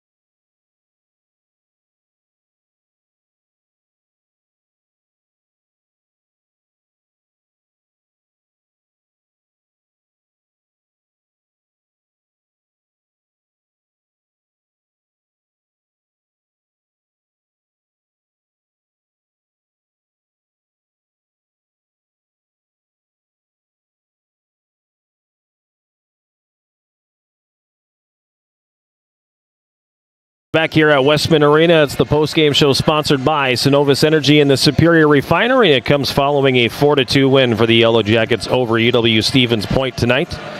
I am John Garver. He is Jason Rohn, and we are now joined by Yellow Jacket assistant coach Brian Meisner. And Mouse, so there it is. And it's kind of the same thing we talked about last Saturday night after the miserable game on Friday, and then the team answers on Saturday. What a first period. It was, yeah. A lot of emotion, I think, and we played maybe our best period of the year there. So it was just fantastic energy. Winning loose puck races, keeping the game simple. Like, we got away from that so bad last night. So, yeah, and it was much better. And it carried over. I mean, the second period was probably your best second period this season, too, because your second periods have been kind of... Exactly, yeah. And this was a good one. Yeah, there was a little bit of a lull in there, but it was a good period. Yeah, well, I was just going to say that, the only offense in those first two periods that Stevens Point had was 4-on-4. Right. And that's where we struggled and gave them a little momentum. And then the third, we I don't want to say we were hanging on, but we did too much, I don't know.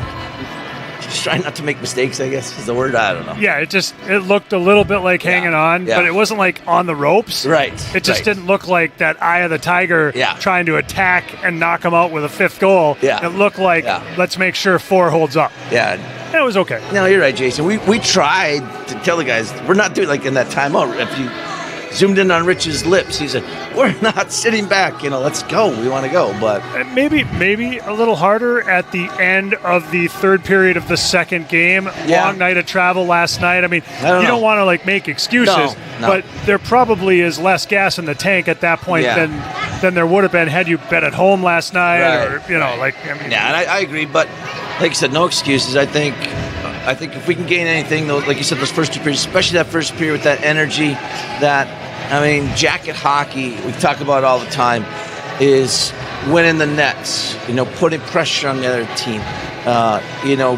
being first to loose pucks. We did that. And if we do that, we're going to be tough to beat. We got great goaltending. I was going to say, you're going to be tough to beat because your goaltender was fantastic again tonight. He was really good. Yeah, he really saved us a couple of times, huge. And, a couple of times, defensemen, we got 4 goals and they're looking for, anyway, I know we want to get the, but there's no reason to, you know what I mean? You don't need another goal. It's that fine line. Yeah, it's just, we don't need another goal. As I told them, you don't need another goal. I thought they were waving at you, but they're waving at somebody. They're definitely not waving at me, so I have a hunch they're waving at Declan here, so I think that's his mom. So at any rate, this is a good way to bounce back now, and you look forward to the tournament coming up next weekend, 2 more games coming up, and an opportunity with this being the first of 4 straight at home, a chance to make a little run here. For sure. And we know Dubuque's going to be a team like this. Like, they're going to be hard to play against. They're going to be hard-nosed. They're going to be, if we give them turnovers, it's going to cost us. And so we have to be very careful with the puck. And I thought tonight our D were a lot better than last night. I mean, it seemed like last night we wanted to stick down through the whole team, or, against Eclair. We wanted to stick down through everybody and try and make plays. And just, skate past glass. That's what we told them. Let's go. Pretty simple. It seems like it. All right. Well, thanks a lot, Coach. All right, well, thanks. Appreciate you coming up. It's always much more fun to do these after wins. Yeah, I know. Good W. All right, that's Yellow Jacket assistant coach Brian Meisner. We'll take a break quick, and we will come back with more of the postgame show sponsored by Synovus Energy and the Superior Refinery right after this. This is Yellow Jacket Hockey on 91.3 KUWS Superior and Yellow Jacket TV, an affiliate of the WIAC Sports Network.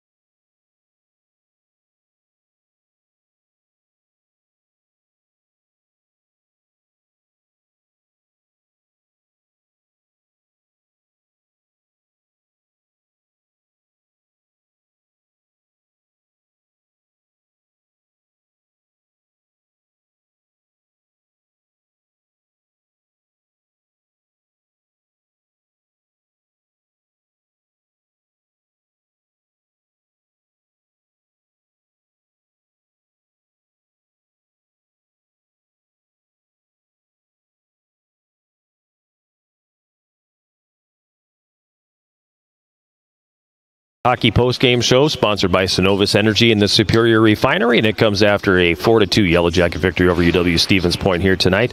Yellow Jackets getting the win largely because of a very spirited and very aggressive opening 20 minutes, one that saw them put 3 goals on the board. Don't want to say the game was over at that point because it clearly wasn't, but gave them, I think, all the confidence they needed to get through this tonight. Yeah, you really can't have much better start than being able to bounce back after last night's performance with 3 in the first and be able to emerge from that period up 3-0. It really set the tone.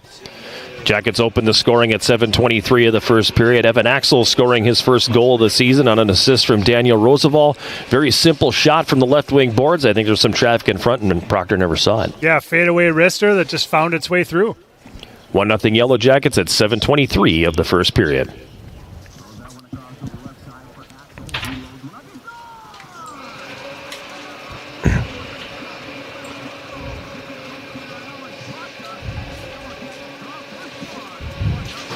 That came at 7:23. The Yellow Jackets building on that lead at 10:01, an unassisted goal by Daniel Roosevelt, and this was a dandy. Yeah, you know, the first goal of the game was maybe just a little bit of a throw it on goal and hope, but these next 2 goals were great, and this was a beauty. Great hands in tight, elevated this quick shot. It was a beautiful goal. Roosevelt getting the unassisted goal, his 3rd of the season, and the Jackets were in front 2-0.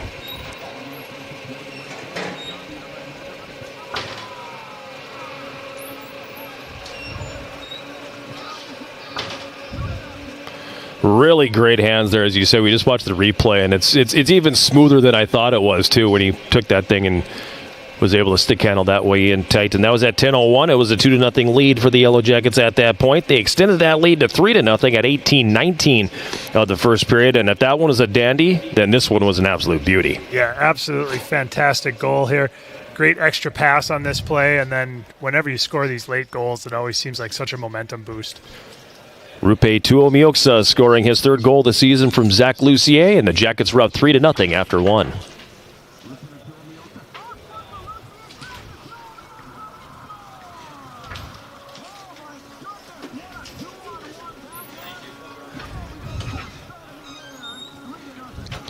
And I was ready to tell Zach Lucy, you got to shoot the puck there, man. You can't make that pass. It's too many passes. But what do I know? Because he had fed that thing across. I mean, he put it right through the eye of a needle and found Rupe Tuomioksa on the back door, and he bangs it home for his 3rd. That was at 18:19 of the first period. Jackets were up 3-0. Shots in the period favoring the Yellow Jackets at 14-8.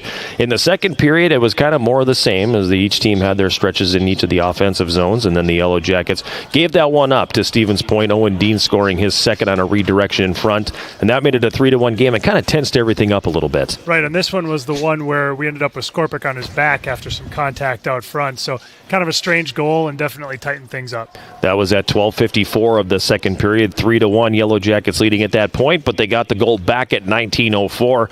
Coming on the heels of a pretty impressive power play. The Jackets had a lot of ozone time on that power play. They took that momentum from that, carried it over into the post-power play time to get the 4th goal. Right, definitely built on that momentum that they generated, and another late goal in the period to really build some momentum again. Austin Paul's 1st of the year at 19:04 of the second period gave the Jackets the 4-1 lead.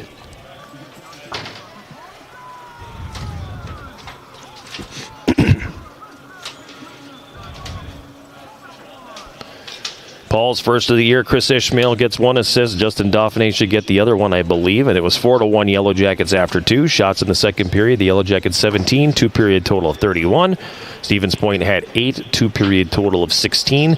Stevens Point had the bulk of the play in that 3rd period. They outshot the Yellow Jackets 16-6. Did get 1 goal on a power play. Hunter O'Brien scoring it from the blue line, a shot that got through. A lot of traffic in front of Jan Skorpic. I don't think there was much he could do. Right, I agree. Not much he could do there, and definitely a strong push from the Pointers late in the 3rd period. Yeah, they got the goaltender out with just under 5 minutes to go in the 3rd, and they were able to, by and large, have the puck in the offensive zone the whole time. Jackets did a good job of taking away some of the passing lanes and shooting lanes, though, and even with the late power play with Blake Sutter going to the box, Yellow Jackets able to grind it out and hold on for that 4-2 win. Shots in the 3rd period, we mentioned, Yellow Jackets had just 6, game total of 37. Stevens Point 16 for a game total of 32. Penalties in the game, the Jackets took 8 penalties for 16 minutes. The Pointers 9 penalties for 18 minutes. Again, the least physical and cleanest 17 routine penalty game I have ever been a part of. Yeah, it wasn't a slugfest, but there was a lot of action on the face-offs and some action in front of the goals after whistles, and a lot of small things, but nobody like trading punches or anything. On the power play in the game, the Jackets go 0 for 5, while the Pointers go 1 for 4. Jan Skorpik finishing the night with 30 saves this evening. He is going to pick up the victory. He improves to 4-1 on the season. On the other side, Alex Proctor, he's going to take the loss. He made 33 saves, and his record is now 3-3. Yellow Jackets improving to 4-2-1 overall, 1-1 in the WIAC. Stevens Point is now 3-4-0 overall, and 1-1 in the WIAC. Final score here again tonight: the Yellow Jackets win at 4-2. We'll take one more break, come back, and put it to bed here at Westman Arena right after this. This is Yellow Jacket Hockey on 91.3 KUWS Superior and Yellow Jacket TV, an affiliate of the WIAC Sports Network.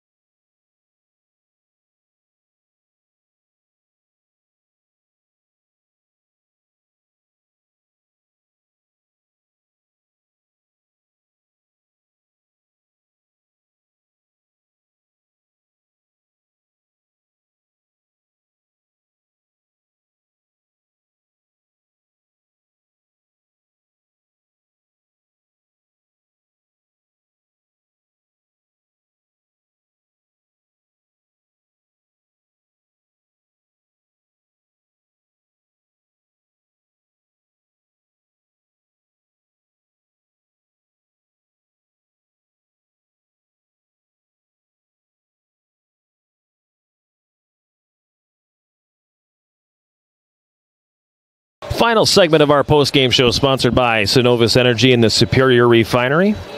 Yellow Jackets with a 4-2 win over UW Stevens Point tonight, improving to 4-2-1 overall, 1-1 in the WIAC. Time now for our post-game show 3 stars. Who do you got?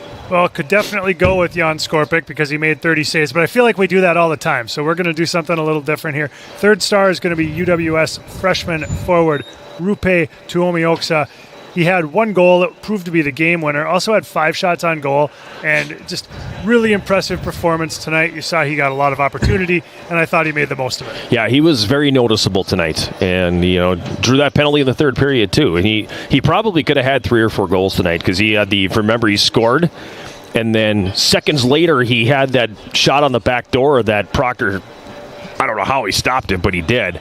But that would have been the 4-0 goal right there in the first period. So, yeah, he had a good night tonight. Yeah, solid night there. Second star tonight, UWS senior forward Chris Ishmael. We were picking on him for 1 shift in the third period, but outside of that, real solid. He had an assist on that all-important 4th goal that we talked about, and also was a +3 tonight. So, I mean, when he was out there, good things were happening for UWS. Okay, Chris Ishmael, the number 2, and the number 1. First star is UWS junior forward Daniel Roosevelt. 1 goal, 1 assist, and a +2, and just a really, really solid game. He was heavily involved in everything. He was really good tonight. He's got the 2 points and everything, and that's great, but he was the agitator tonight, too. He was getting under people's skin. I mean, him and Bunting were going back and forth off those face-off all night long, and that might have been one of his better outings that I've seen of him as a Yellow Jacket. He was great tonight. Yeah, he was solid. A lot of players to pick from tonight, though. It was a good performance. I think we had, 6-7 players with 6-7? on the score sheet for you. You're done. You're fired. On the score sheet for UWS tonight. So, a good performance up and down the lineup. So number 3 star, Rupe Tuomioksa. Number 2, Chris Ishmael. And number 1, Daniel Roosevelt. Elsewhere on the WIAC tonight, UW Stout was defeated by UW Eau Claire 5-1. And then Beloit, on the strength of a 47-save performance from their goaltender, beats River Falls 1-0. So that'll happen. What does that happen in the standings? It's you're going to have Eau Claire sitting on top with 6 points. Stout, the Yellow Jackets, Beloit, and Stevens Point all sitting there tied for second place with 3 points, and then River Falls bringing up the rear at 0-2 in the conference. So very early, obviously, but a whole lot of nothing there. It's like they say about golf tournaments. You can't win the tournament on the first day, but you can lose it. Exactly. So hopefully we did our part here with this performance here tonight. Next sports broadcast on 91.3 KUWS is going to be coming your way on Tuesday night here from Westman Arena. 7 o'clock face-off, 6:45 pregame show for the Yellow Jacket women's hockey team taking on St. Scholastica. And then the next Yellow Jacket men's hockey broadcast will come your way Friday night from Westman Arena, 7:05 face-off, 6:30 pregame show. In the first round of the Superior Showdown sponsored by Subway, the Yellow Jackets will be taking on the University of Dubuque. In that one, the other game will be earlier in the day, St. Scholastica and Lawrence. So for those of you keeping track, yes, same 4 teams that were in this event a year ago. But no leftover turkey, though, because it's Subway. True.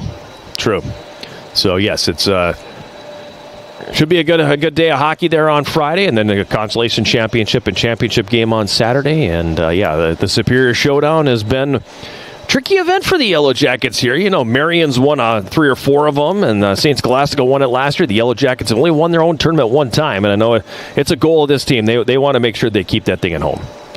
So that'll be next Friday and Saturday here at Westman Arena. Come on out. Entertainment for the whole family. Yeah. The Gus Bus was our engineer back in the studio at KUWS, and Bradley Lellis is pushing the buttons here at Westman Arena for Yellow Jacket TV. For Bradley Lellis, for the Gus Bus, for Jason Roan, for Abby Hoffman down at ringside, I am John Garver. Final score here again tonight. The Yellow Jackets defeating UW Stevens Point by a margin of 4-2. Thank you very much for joining us on this Saturday night, and we look forward to having you again with us next Friday on day 1 of the Superior Showdown. Until then, good night from Superior, Wisconsin.